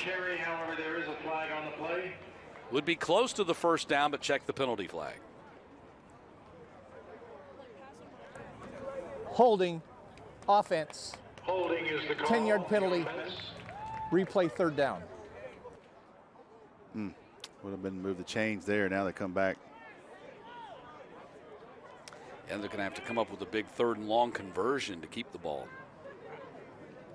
3rd and 15 now following that holding penalty. Tucker Pruitt is the offensive coordinator on the sophomore team from Fitzgerald. Yep. I had a good long talk with him last night. He's had a really good year, and obviously.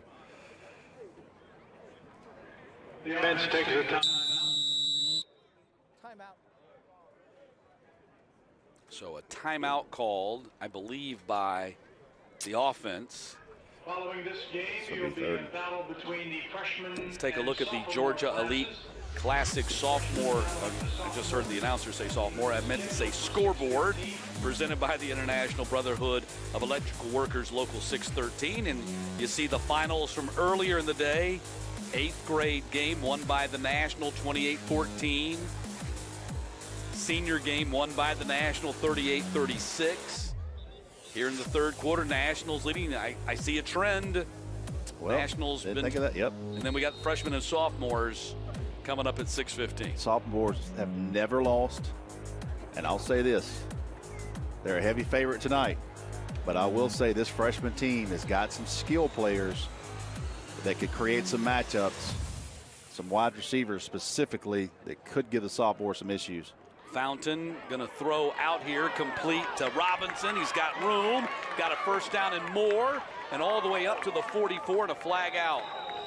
Might have a hold downfield. Complete to Robinson. But there's a flag at the end of the play. I think they're going to be going against the offense here with a hold downfield, which was totally unnecessary. There is a backbreaker of a penalty down the field. Yep, he just said hold. Would be from the spot of the foul. So have they picked up? Holding, offense. 10-yard penalty. Holding replay 1st down. So it will be 1st down. 1st down, okay. So it'll be marked off from the spot of the run, which ended up being the 47. So that's going to put the ball around the 37, which is enough for a 1st down. But how about the day that Cam Robinson has put together today? 5 catches for 75 yards, not counting what we just got right there, and 6 carries for 15 yards. And yeah, that was something else, man. Yeah. He is something else.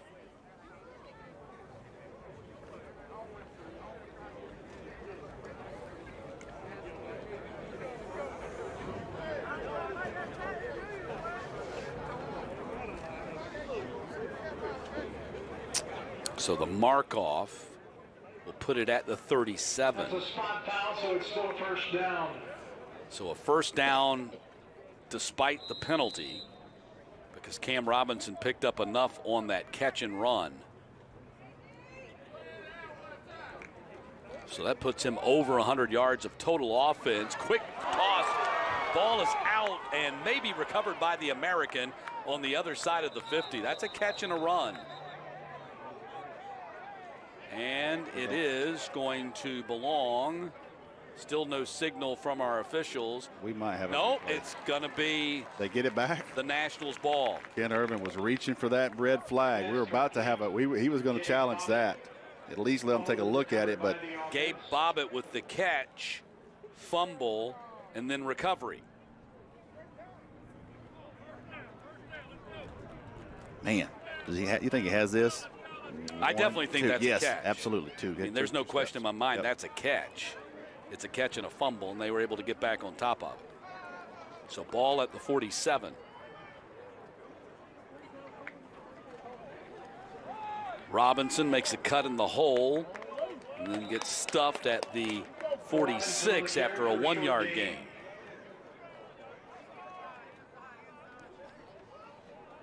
Young man we had in this game last year, Gus Gamage out of Darlington. Remember him, yeah. Gus verbally committed to University of Georgia today as a preferred walk-on. Good for him. So had offers from Georgia Tech, had an offer from Army, scholarship offer. A few schools. Georgia Tech came in a few weeks ago offering preferred walk-on. Then Georgia comes in as a 6'5", 290-pound offensive lineman and verbally commits. Nice throw, incomplete though. Did he hold on to it? No, he did not. I didn't think he did. Eric Hart. That was a nice slant pattern right there, and Fountain put it right on the money. I mean, he hit him right there. Reese does a good job of his arm angle. Just gets it out of there. That's just the 5th incompletion for Fountain. That might have been his best ball of the day. At least second two of best them ball. have been dropped. Yeah, second best ball of the day. That wheel route was outstanding. So his completion percentage at 76.5% for the game. Really could be higher had he had some help from his receivers on a couple of those. Fountain up top in traffic. It's intercepted at the 24-yard line. Picked off. Cam Robinson played deep safety and just watched that ball come right to him. Cam Robinson, the 6', 180 junior DB out of St. Francis. Good job there. Deep safety, just steps right in front of that ball. Jumps up and gets it. Coach Barden told me he's the next one. So the ball goes over on the turnover. Chicken Salad Chick congratulates Georgia's elite high school football players, families, coaches, and fans. They look forward to serving you chicken salad chicks made from scratch chicken salad in our restaurants throughout Georgia, or order online at chickensaladchick.com. Apologize for not knowing her name, but she is from Rome, the founder of Chicken Salad Chick, and grew up here and I believe went to Darlington High School. So my takeaway from my day in Rome calling these games with you is that Rome is best known for chicken salad and barbecue. Well, hey, we don't play with our food now. It's real deal here. See Webb Davidson there, 77, big tackle. He's going to be an SEC guy, SEC, ACC, got offers. He's a Power 5. Interesting, he came up here as a freshman from Tatnall Academy. Nobody knew who he was, and he jumped on the radar really quick. Slips to the outside, a first down run by Taleb. Ryan Taleb from Houston County. Rushed for over 95 yards a game this season. Also had 36 catches out of the backfield. 23 total touchdowns for the junior running back this season. It's interesting watching it. We do have a great crowd, but I noted it's interesting calling one of these all-star games because you don't have the typical cheering that you do for a normal. All right, so I made the suggestion earlier today. What I want to do next year is I want to get a local band from every high school and play one a game and a cheerleading. If your band loves your cheerleaders do, so we'll get more people involved because it's. I went to see Keith Marshall play up in Raleigh, North Carolina one time. It was the quietest game I've ever seen in my life. So we got to get some more environment. We'll work on that. Into the third quarter, still anybody's game. National on top 10-7, heading to the fourth.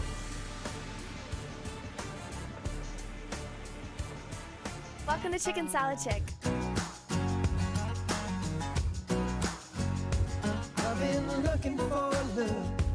I forgot what I missed, but I remember that high First thing I'd say, this is pure, this is perfect.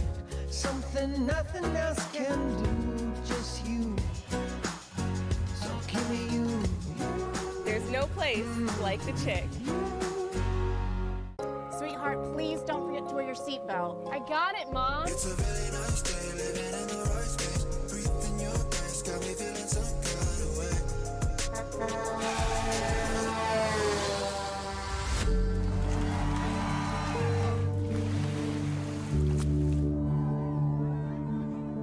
In the blink of an eye, so many tomorrows can disappear. Buckle up for your future, every trip, every time. A message from the Governor's Office of Highway Safety. Hendrick, you're ready for a new truck or SUV, but actually finding what you want is really tough right now. Well, Hendrick has it. Visit HendrickCars.com and shop over 10,000 new and pre-owned vehicles from our nationwide inventory. We have all of your favorite trucks and SUVs, with more arriving daily. If you don't see the exact one you're looking for, no problem. We can order it and have it built exactly how you want it. Your search for your next vehicle ends right here. Shop HendrickCars.com.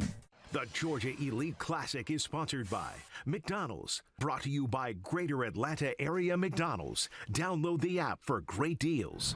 Smart Local 85, get your sheet together.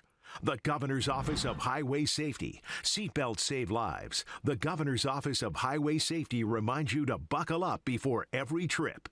And by Breda Pest Management, the official pest control of Atlanta. Start of the fourth quarter. National on top 10-7. Matt Stewart along with Rusty Mansell. Hope you've enjoyed our Georgia Elite Classic day. This is the third of 4 games with one more to follow. That'll be the freshman and the sophomore All-Stars. And the American on offense running Wildcat here with Dylan Elder taking the snap on 3rd and short, and nice he's play. going to lunge forward and pick up the first down. Nice formation, nice play out of the timeout. The old basketball, draw your play up during the timeout. I like it. Elder on the carry. Good for a first down. Looks like we've got a little bit of a traffic jam developing here outside of Barron Stadium. This is rush hour in Rome. Hey, and that right there will make you mad, that rush hour. Yeah. Those 12 cars in line. Proud of my city. It's grown.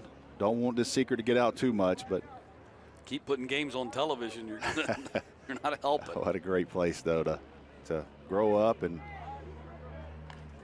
got everything you need here. Snap is fumbled, picked up and running, and dropped back at the 30-yard line. McClellan. We'll talk about Ken Irvin a little bit here on the national head coach. I grew up with him, 6th grade, same birthday. Played 10 and a half years in the NFL. Picked off Dan Marino, picked off Peyton Manning. He was like he holds a record for block punts. But I'll tell you this: tremendous career. What he did after life, NFL, what he's done as a father. His daughter plays basketball at Syracuse. Son was going to run track at Bama and pulled a hamstring, had a real bad quad. So, but helps with the Greater Atlanta Christian program, has for many years. Very successful businessman and one of the most grounded human beings, raised by his mom and grandmother, and just super, super proud and glad to call him my lifetime friend. Absolutely, and excited to him coaching in this game today. He loves it. He's been grabbing to me all week. If something's not on the minute, I get the text, I get the message. Hey, he's a creature of habit now. He is the JV head coach for Greater Atlanta Christian. Yep, and does the defensive backs, Kyler, Michael, all those guys that's come through that program, work out with him. He's trained a lot of DB. Darius Slayton. Yep. Micah, what's Micah's name? Micah Abernathy. Defensive back over, played at Tennessee. All those guys, Ken's trained. And McClellan in the pocket. Good across the field, and that's going to be a nice catch for a first down at the 48-yard line. McClellan's pass completed. Next set of head coach. So give your guy a chance. Nice job. Dropped in the bucket between 2 defenders. Yeah, Mampari. Tylen Shirey was looking at the wrong 82. Yeah, Darlington. Junior from Darlington right here up the street. Also a big baseball prospect in that program. Plays second base, and shortstop for the Tigers. Head coach Tommy Eighth had been there a long time, did a really good job. They were undefeated this year and ran into a Mount Pisgah team with Jackson Doya and Tyler Honeycutt and those guys, and kind of got upset a little bit in the second round, but I believe they finished 11-1. Yeah, they did, 11-1. Known Coach Eighth a long, long time, does a great job there at Darlington. Still just a 10-7 game. You saw the scores from earlier. 42 points total scored in the 8th grade game, and then 74 total points scored in the senior game. Second down and 10, double move here. McClellan now in the pocket, going to go down at the 42. McClellan is sacked. See who's getting off the pile there. Looks like Jacob Jackson from Evans. And Justin Terrell there, 99 from Rome.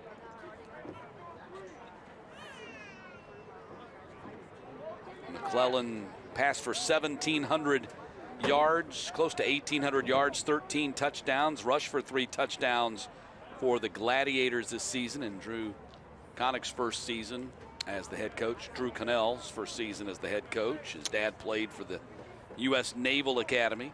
Got a very talented wide receiver there, Kyle Vaca. Junior wide receivers in this game actually as well. Plays on the national team, and I expect Kyle to see he's going to have a really good offseason. Hard worker.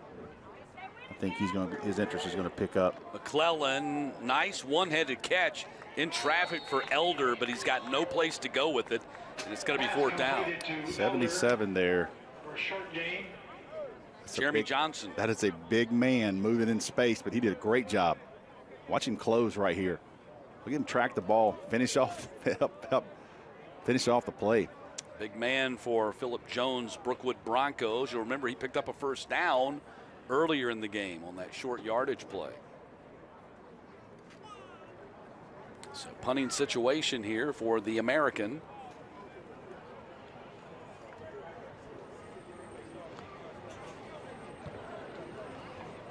Ethan Bird lets it fly. Got Vaca there. Yep. Ethan Bird out of Savannah Christian. Savannah Christian, if you do not know, has the #1 sophomore linebacker. I know you know. Defensive lineman, Elijah Griffin. Defensive lineman, Elijah Griffin. I tell you what, I went down to see him, that made that coach run late in the fall. Keith Brooken's son plays linebacker there. Logan Brooken. Really? Wow. Listen, legit 6'3". And he's picked up some ACC offer. Georgia Tech just offered him, and I'm telling you, Keith Brooken was an absolute baller, but his son, Logan Brooken, is a lot bigger than people think, and he's a 2025. He will be a name to know as the season goes on this year, with that, along with Elijah Griffin in that program. Yeah, well, I was kind of going through the rankings, and you can help me out a little bit here just to talk about the incredible defensive talent that is coming through this state over the next couple of years. That's Sokovie White on the sweep. But you got Elijah Griffin, #1 rated sophomore defensive lineman. Zayden Walker out of Sly. Elias Williams, a 6'6" tight end outside linebacker at Charlton. Isn't Zayden the #1 linebacker, sophomore linebacker? He's up there, if not. And then you got Sammy Brown, the #1 junior linebacker at Jefferson. In my opinion, one of the top offensive tackles in the country is Warren Gadsden at Westlake. By the way, 6'7". Yes. You got KJ Bolden, the #1 safety/athlete in the country as a junior, rising senior at Buford. His teammate Edric Houston, who's top 5 defensive end lineman at Buford. Absolutely. The point I'm trying to make is you think about all the offense that's come through this state.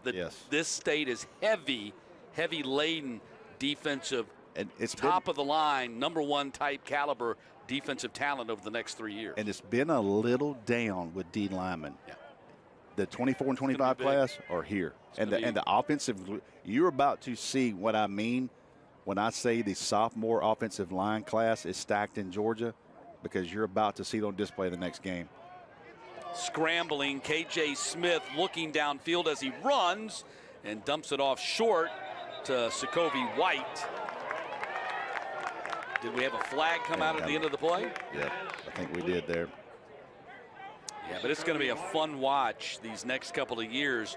All this star personal foul, defensive talent. late hit On the defense. I put my hands on it. That's a 15-yard penalty. I didn't put my hands on it. First down. Live mic. Keep playing, Live mic. playing against 12. Playing against 12. And here's the thing, too, Sokovie White faces. Every one of those players know who he is. Yeah. Every one of them knows he's committed to Georgia. Every one of them knows he has all this attention. So sometimes he gets a little chippiness with people trying to making a name with him, hit him late, want to hold him, those types of things. He'll learn he has to face that, but still it says a ton to me. He's out here competing and wanted to compete. Asked me if he could play both ways, matter of fact. Backwards pass here, and it's dropped by Vaca. That was going to be a double pass. Yep, it was. Yep. Kyle Vaca was setting up to throw the ball downfield, but just couldn't hold on to it. Had Jalen Frazier going on a go route, or perhaps you could throw back to the quarterback. I guess you might have some options on that play, but it's incomplete. Look at 41 there, Kendall. Kendall Brown. No, that's Demarion West. I'm telling you, man, this is a kid that really need to know more about because he's been really good today. He's a lot longer in person than I thought. Long arms from Marietta, junior defensive end. Handoff goes to Frazier, and he gets stopped in the backfield, and it is Demarion West who was lying on his back and made the tackle. Yes. Telling you, man, he has had it. Look how long he is. I mean, if we can see that one more time, he was flat on his back and still was able to reach up and make the tackle as Frazier was trying to run by him. They've had difficulty with him all day.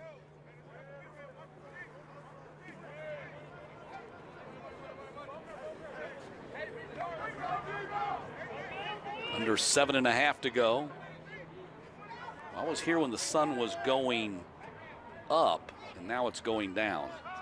3rd and 16, pass is thrown complete by KJ Smith. It's going to be close to a first down. I'm sorry, close to getting back to the original line of scrimmage. Yeah, they got a long way to go. And it's going to be 4th down, and they're probably, we'll see if they're going to trot the punter on. That goes to Eric Hart. So going back to the Sokovie White conversation, you're telling me as the only player out of these 4 games committed to the University of Georgia, he had a target on his back. Yes, yeah. And listen, I know Sokovie, he's not quiet, but he also gets a little extra because everybody tries to, hey, I D'd him up and those types of things. I've seen that before with other people.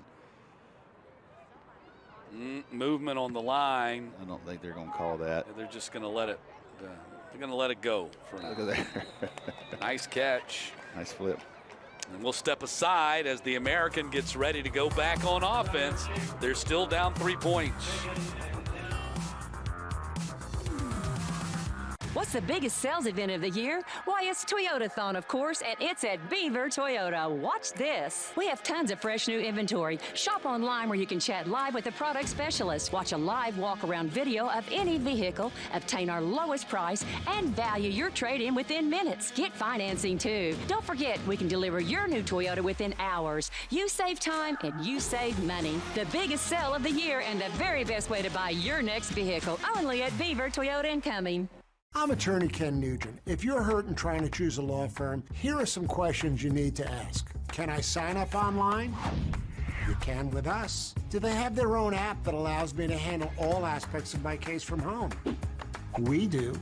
Have they developed artificial intelligence to maximize the value of every case? We have. So when you see those lawyer ads making promises, remember, there's only one call, that's all. Call 1-800-CALL-KEN.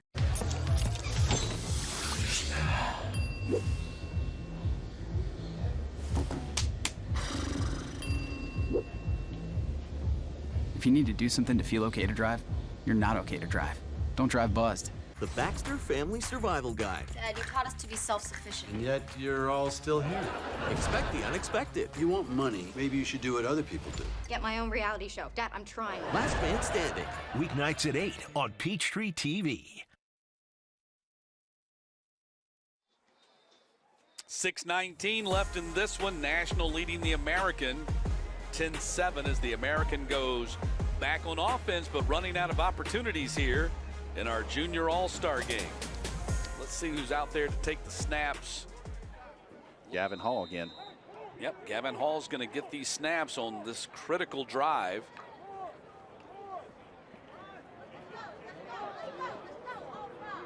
Taleb runs it up to about the 34. Ryan Taleb on the carry.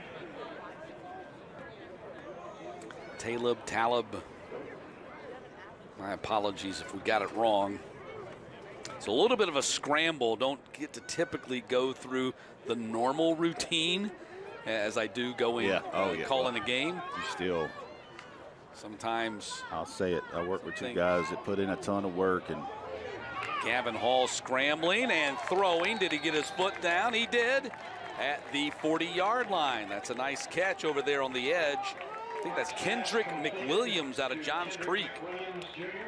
Good ball. I'm telling you, Gavin Hall, he's been impressive. Nice footwork there. Yep. Look, get that one down. Good job. Got the one down that he needed. Kendrick McWilliams, 6'3", 210 junior tight end. Played for the Gladiators, or plays for the Gladiators. I'll say this, Matt, working with you, to see how much goes into a game, I don't think people understand how much research you have to do for one game, not just knowing the pronunciations. Well, appreciate that. Handoff in the backfield and stuck there. Big defensive play. Taleb, that's a TFL for the national defense. My man, 77. Jeremy Johnson's been active today. When I say he's low to the ground, this man is low to the ground. And that's an issue. I mean, get a guy like that. He's got leverage. He's got leverage on you. 5'9", 270 or so they report. Yeah, I don't know if he's 270, but he's played well. 2nd down and 12. Up the middle, Gavin Hall, nice open field tackle. Came racing in from the defensive backfield, Jacob Jackson, out of the linebacker out of Evans. Next game, his head coach, Barrett Davis, will coach the sophomore team that has Mason Short, a 6'7", 300-pound offensive lineman. Already a 4-star. His next 2 visits, he told me yesterday, he will be at Georgia in 3 weeks. He will be at Alabama in 4 weeks. And when I say he's 6'7", he's 6'7". Wow. And when I say that the guy playing beside him is 6'8" and a quarter, he's 6'8" and a quarter. And he's on the sophomore team. They're sophomores, so their 2 tackles go 6'7" and 6'8". Let me ask you this: when you got a sophomore who's already 6'7", 6'8", Gavin Hall on the run here, how big of a concern that he grows out of the position, that he gets too big to be in the stance? Now Gavin Hall ends up losing his helmet. You see, he's going to have to come out of the game right now. He's not happy about it. Man, he is upset. He took a shot, but you see a tough young man right there. Physical right here. Let's see what happens here. Just someone comes in right there. Oh, man. Yeah. Yep, that's something they probably need to. Yeah, they're going to check him. He's mad. He don't want to come out. That tells you what kind of how he's made up. And flags go out. We're going to have the coaches are highly upset about this. And this is one area I'm not getting on. The previous play is under review. Was it targeting? Yeah, that's one. Now we're going to get maybe unsportsmanlike as well. Yeah.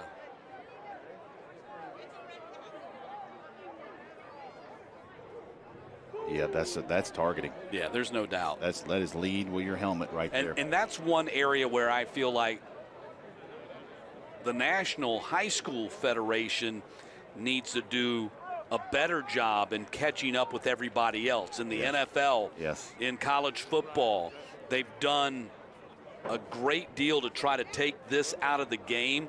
I think high school federation officiating could do a better job of cracking down on this, making the penalties stiffer. Now, I know a lot of it has to come with, in the collegiate and the NFL level, what we have here that they have not yet put to good use, and that's replay. Yeah, that's a big part of it. Yep. That's targeting to me. Yeah, for the players' protection. Yes. That's one area where I feel like they're still a little lacking. And I think for all the stuff, we don't get back into the state championships. Let's hear the call. Call's been overturned. Personal foul, yes. Targeting on the defense. Dead ball, unsportsmanlike contact on the offense. And you see, here's the deal. He just said it. It's targeting. Yes. And there's no ejection. Yep. You want to get serious, and that's what college football did. You want to get serious about taking targeting out of the game. You've got to apply a stiff enough penalty to incentivize players not to do it. So let me ask you this. Would you be opposed, and here we are, this is a great example. We're 2 minutes left in this game. Would you be opposed to a 1-quarter suspension? I feel like a half is a little much. Yeah. But if listen, there's 2 minutes to go. So it's in the game, but he's out of the game for the rest, and it's a tight game. I think we've got to have something. In my opinion, I like a quarter. You said a quarter, you can't come back. But I agree. We've got to get our heads together. Well, they just got to catch up. Got to catch up. I mean, they're behind the NFL and college football on that. And I know high school rules, and this is not a Georgia thing. This is just a national thing I'm talking about here. And the rules are not always synced up in the same. This is one area where they need to, really even more than that. We're talking about high school kids. They really do need to get tougher on that. And I will say this, we don't see it a lot. We don't see a rash of this kind of stuff, but that's a play right there where there needs to be a tough penalty on that. And you see his helmet. He has a special helmet too. See, he has that the newest technology helmet. You see that. Yeah. And now the sideline that was upset about it. Yes. And the officials agreed with him and said, you're right, that was targeting, then they get an unsportsmanlike conduct penalty. Well, they went on a little heavy. Because they were upset about it. They went a little heavy. Can't go heavy. So 4th and 6 after everything is settled here. Yeah, so how the heck is it 4th and 6 after a targeting call and not an automatic first down with a player ejection? These are just, see, I don't want to get on my soapbox. And Coach Irvin is definitely asking on his side explanation of this. He didn't like it either. Well, the number one thing I think we would all agree on is players need to be protected. And it's a physical, violent sport. Players get hurt all the time. There are things you can do, and college football has figured that out to try to change the way players tackle. Yes, and it's an emphasis in the youth sports now. So I agree with you. Got to have something. But man, they've got this call here. And I love Ken to death. The ref's got to make a call here, and he's got to get to the sideline at some point. He's still upset. I think he was wanting to know if if their penalty gets marked off. See, the crowd's going nuts. They're like yelling, it's first down, it's first down. So they don't back the team up here. Now they do. They got it straight. Yep. Okay, there we go. So ball at the 45-yard line for the American. Double. Trickeration here. Oh, good ball. Pass downfield and incomplete. Camden Smith, who I told you before played some quarterback for Madison County this year, playing wide receiver here in this game, threw that ball downfield. Incomplete. It's a good ball, too. Just a bit outside. Ran out of real estate. We're down to 2:44 left on the game clock.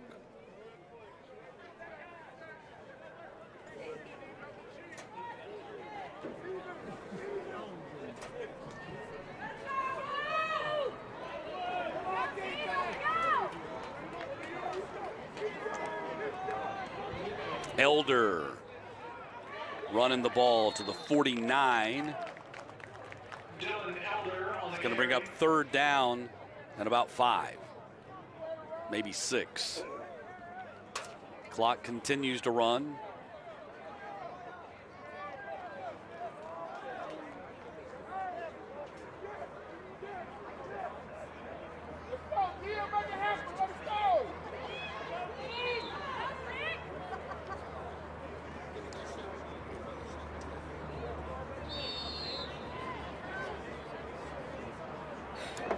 We'll try to get a play off here before the 2-minute warning. Had a whistle that stopped the clock at 2:07. Okay, yeah, here we go. 3rd and 7 now. Move the chains. Now the clock's moving again. It's going to stop at 2 if they don't get this play off in time. They do. Hall going to run it, and he gets dragged down at the 49. It's going to be 4th down, and that's the 2-minute warning.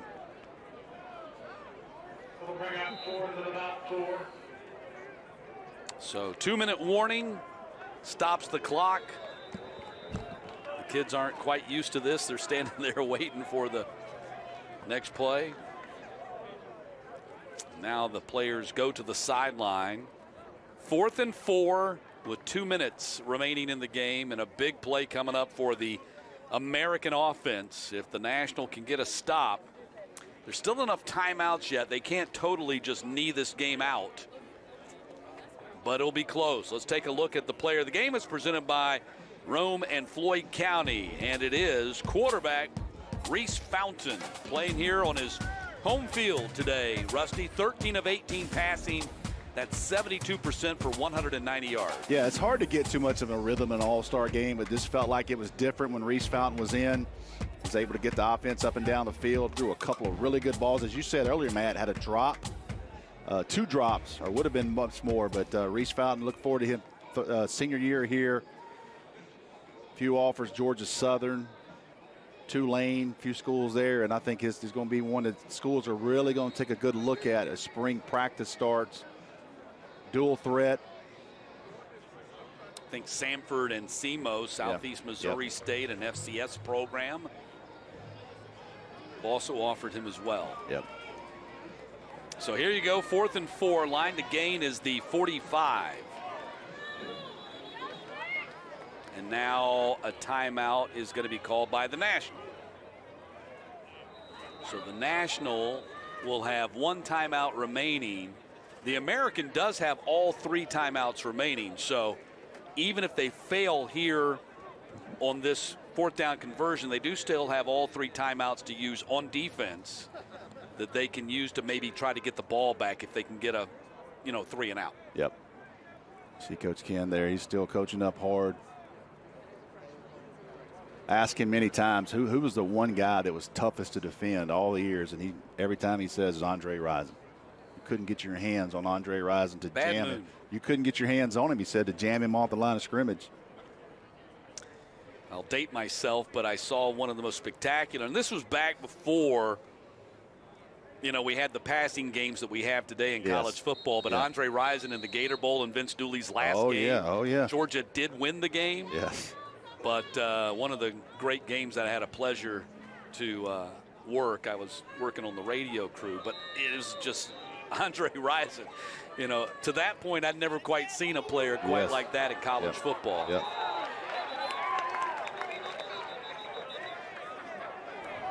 Full start on the offense. 5-yard penalty. Replay 4th down. All right, so 4th and 9 now. Yep.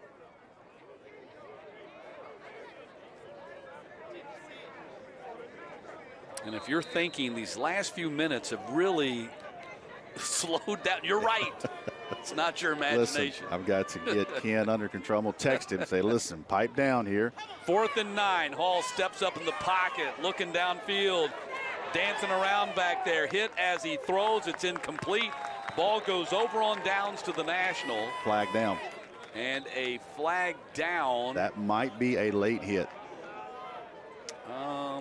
I'd have to see that again to make that. I didn't think it was a late hit in live time. Personal foul, late hit on the defense. Okay. It's a 15-yard penalty. First down. Wow. Get bailed out right there on a late hit. We know the overtime rules. Don't say that. I can tell you from I.J. Rosenberg, the overtime rules is it's a draw. So they get the first down on the 15-yard mark-off. See the look of his helmet, see the cushion in the area, see the give. Those are the new technology helmets. Rydell, it's a lot different Rydell than I played in, I can assure you that. Where you snap the padding in. My thing was straight concrete. Weighed about 70 pounds like a boat anchor. So the ball's going to be put down at the 39-yard line. 1st and 10. Clock's at 1:52. American trying to put together a last-minute rally and win this game. Handoff goes to Elder. He can't shuck the tackle. Look at here. And there he is there again. He is. Look Jeremy at Johnson. Yes, sir. Look at it. He said, keep talking. Somewhere Dave Hunter is smiling as well. Jeremy Johnson going beast mode in this game today. Yes. 2nd down and 12. Another TFL for that national defense. Clock still running. We're at 1:23. Hall, there's a heavy rush. Gets rid of it in time and nearly intercepted back there at the 12-yard line. Yep. Heavy rush coming off the edge, and they're going to have another late hit. That's going to be targeting as well.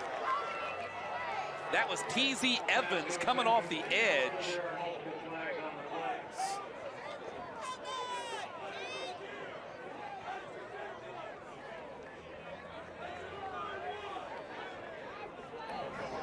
Personal foul, defensive player on the defense. That's a 15-yard penalty. First down. Yep, that was. So, yeah, there's launched. The penalty right there. He launched.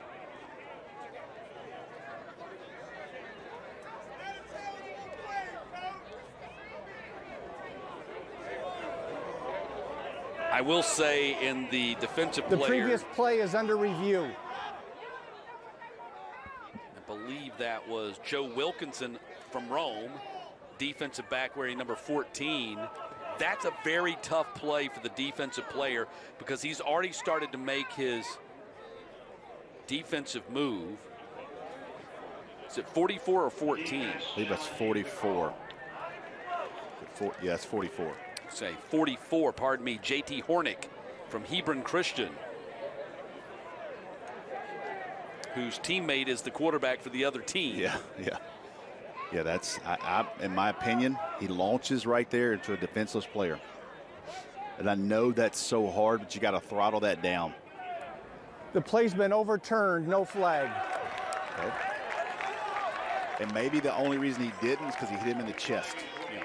So I'm not the referee expert here. I know he launched himself, but he hit him in the chest. I think that's such a bang-bang play. Yep. That from the defender's standpoint, we're looking at it in slow motion. That's right. And we're breaking it down in slow motion. He doesn't have that luxury. He's making his defensive move. Last thing he saw was the ball was coming to the wide receiver. Yep. And he's making a move to try to tackle the guy. He doesn't see that the ball has gotten by the receiver, or certainly can't react quick enough to throttle down. And at least in this setting, we were able to get a look. Are they going to challenge that? I can take timeout. So they're saying it's third. They're saying it's third down, is what he wants to count.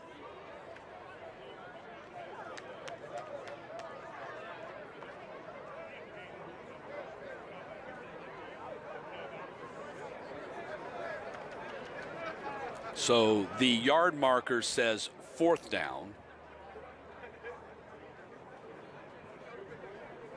I don't know. They are. Let's see here. I'm trying to go back.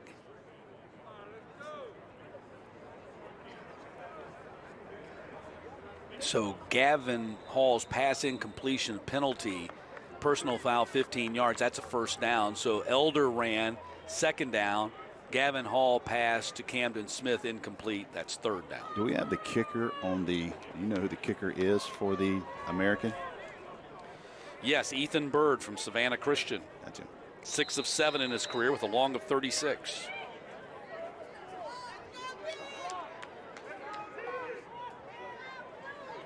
So 3rd down and long. Gavin Hall going to wind up and throw it, and it is dropped. Incomplete, and now it is going to be 4th down. Here we go.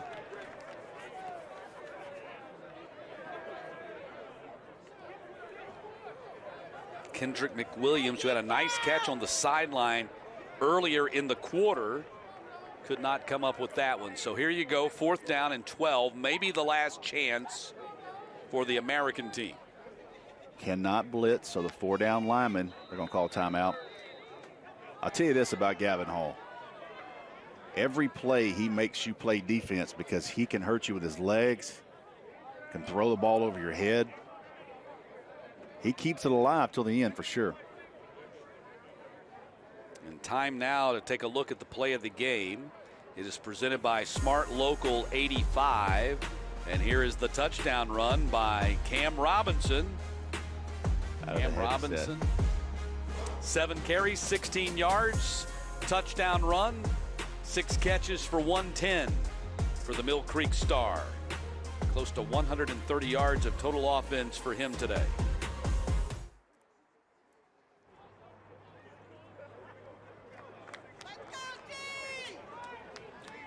So I had 2 different texts. We'll get the name right. Stacy Evans is from Rome, and she is the founder of Chicken Salad Chick. Thank you, Stacy. We'll make sure we get that right. So here you go, 4th down and 12.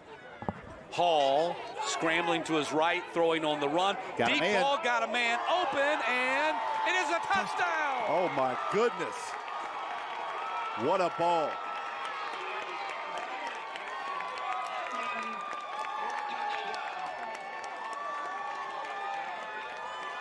Isiah Canion got a flag down on the receiving end of this touchdown. Gavin Hall on the scramble and the catch by Canion, who got behind the defense. What a throw. Amazing play by Hall and Canion together. And it's 13-10 with 1 minute remaining. We're going to pick the flag up. Flag is waved up.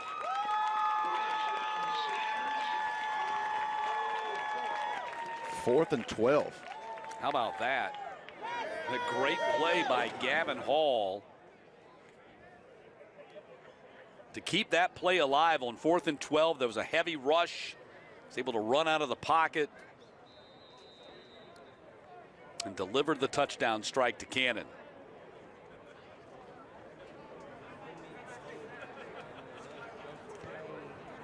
And the PAT is good. That's important. Yes, it is. Makes it 14-10. Needs the national. Needs a touchdown to win the game. Now, here's your Breda Pest Management scoring summary. 12 plays, 71 yards, 519. Canion with the 41-yard touchdown catch. that was the longest drive in the history of Barron Stadium, it felt like. Penalties, turnovers, 2 different replays. Yes, it was a 7-minute drive on the clock. It was a 28-minute drive in actual time. See the coaching staff there from Cherokee Bluff. See Coach Jones there. Those guys sitting up there. A lot of coaches here watching their young men play. Absolutely. This is when you would have liked to have a live ball kicked to Sokovie White. Yes. And we understand why you don't have it in this situation. It's such a high volume injury play. Yep. Not going to create any extra plays. And it's hard to take. Now, one thing you could do, I mean, since y'all are all about creating wrinkles for this game, let's put a little spice in the kick. Make sure offensive linemen have to be back there. They have to be a 50, 60, or 70 like they are. But it's not necessary. It's not a rule right now, and they have to catch it. If they don't catch it, it's the difference between getting the ball at the 30 or the 20. All right, let me give you a rule. So it's 14-10. You realize a field goal at over 40 is 4 points. We still have that? Yes, we do. I've never seen it happen. I've seen it once. So this game is not touchdown or only. I mean, do we have red, white, and blue footballs? Is this like the ABA or something? Hey, you got to create a little bit of excitement. Jacoby White with the catch. The National is down to 1 timeout. They call timeout? The American has 1 timeout. Oh, I think they're getting the clocks together. But how do you like my wrinkle? You say the offensive linemen have to catch the ball. I like it. They catch it in the air. Ineligible receiver, downfield. Covered up. On the offense, 5-yard penalty, replay first down. So it's the difference between the 30 and the 20 where you start. I like it. Put a little pressure on those guys. Put a little pressure on these guys instead of just making it a fun thing. Yeah, well, they are catching on national TV here. So. And they can't let it hit. Boy, there'll be some big guys tracking the ball. Here we go, 49 seconds left.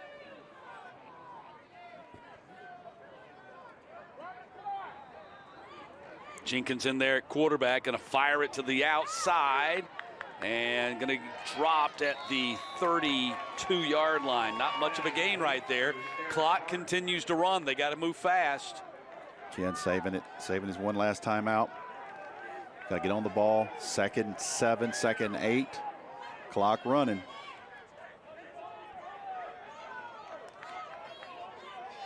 Jenkins, pockets collapsing. Going to throw it out of bounds. Okay, stops it.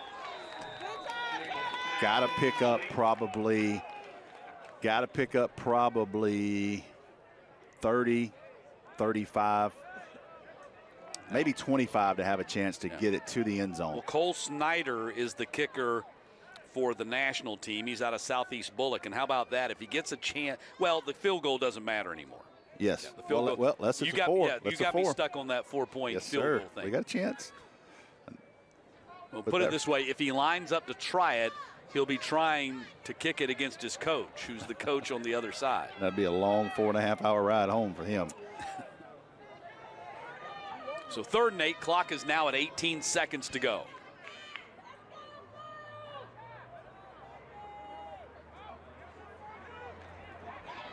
Jenkins fires, and it's dropped. Jacoby White on the move. He might have been able to go if he catch that thing in stride. I like the play call. Getting the ball to him in space, moving. A little clear out route in front of him. Nice throw, just drops it there. I know he wants that one back. So now it's going to be 4th down. So not only is the clock against you, the downs are against you now. Yep. It's 4th and 8. You got to get a first down to keep things going, but you only have 13 seconds anyway. Yep. So I think you probably try to take advantage of that a little bit with the deep drops here by the DBs. Get yourself the first down. Yeah, could. You do have 1 timeout remaining or running out. Let's see what they do here. Jenkins going to wind up and throw it in the middle of the field, and it is caught at the 42-yard line, and a timeout is signaled. That is Carson Westbrook with another big catch. That is the 3rd catch of the game for Westbrook, and a big one right here with the game on the line. Great ball. And him being injured right there. You want to know if you get the injury timeout. Did they burn the timeout? They did. So 9 seconds. They burned it quick.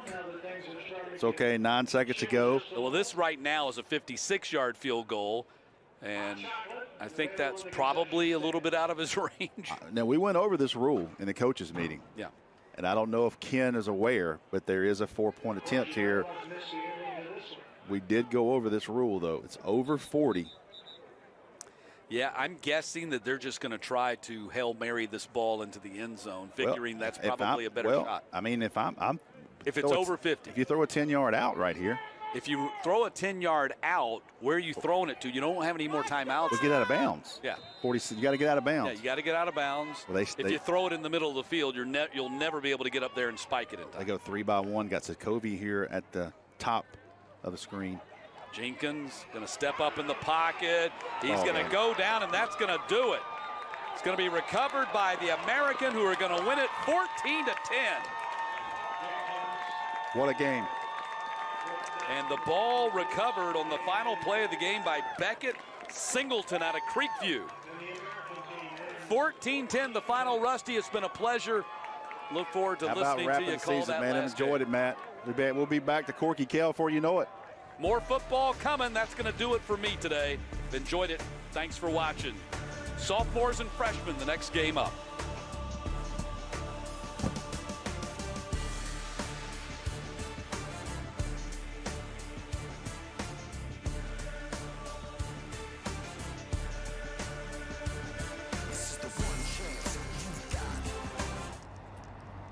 Dang, where you get this car? You need to join the union. The union? Absolutely. You can get 10 of these. Union construction workers earn the highest wages with the best benefits and the most protection in the construction industry. Find your career in construction. Go to GeorgiaConstructionCareers.com and start your future today.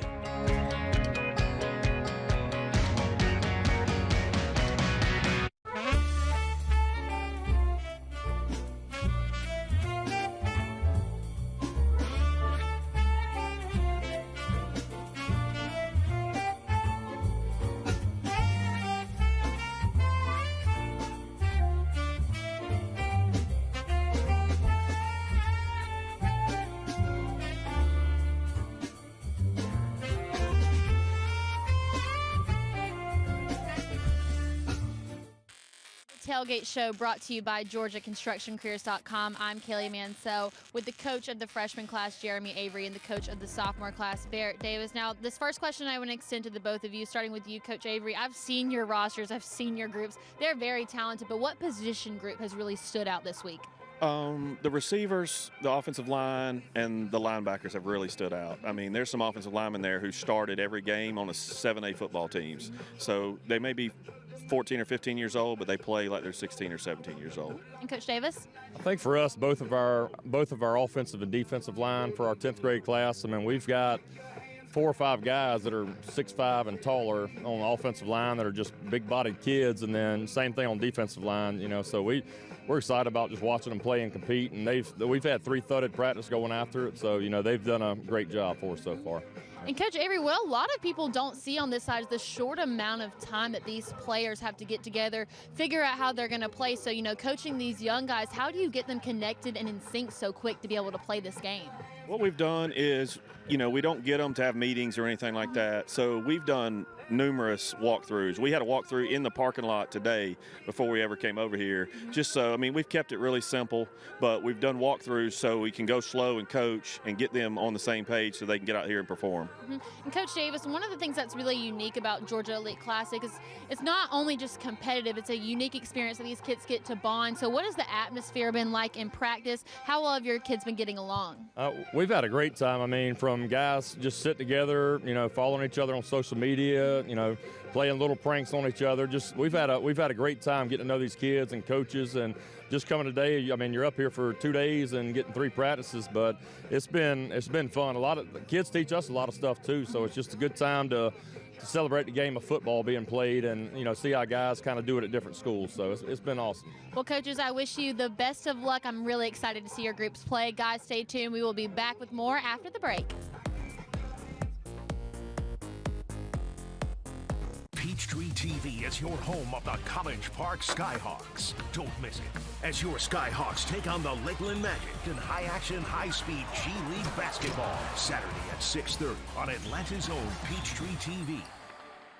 I'm Monica Pearson, and we're taking the show on the road to the Atlanta Music Project for a holiday concert you don't want to miss. And I go one-on-one with the founders who are inspiring the next generation of musicians. Saturday night at 10 on Peachtree TV. Every day, we look for ways to improve our processes in order to deliver to you, our precious customer, the very best sales and service experience in the world. From our super facility to our amazing staff, everything we do is for you. So with hopes of improving your experience even more, we're announcing we'll be closing the store on Sundays beginning the first of the year. We believe that well-rested team members will provide you with the world-class experience you deserve. Beaver Toyota, we're gonna wow you, just not on Sunday.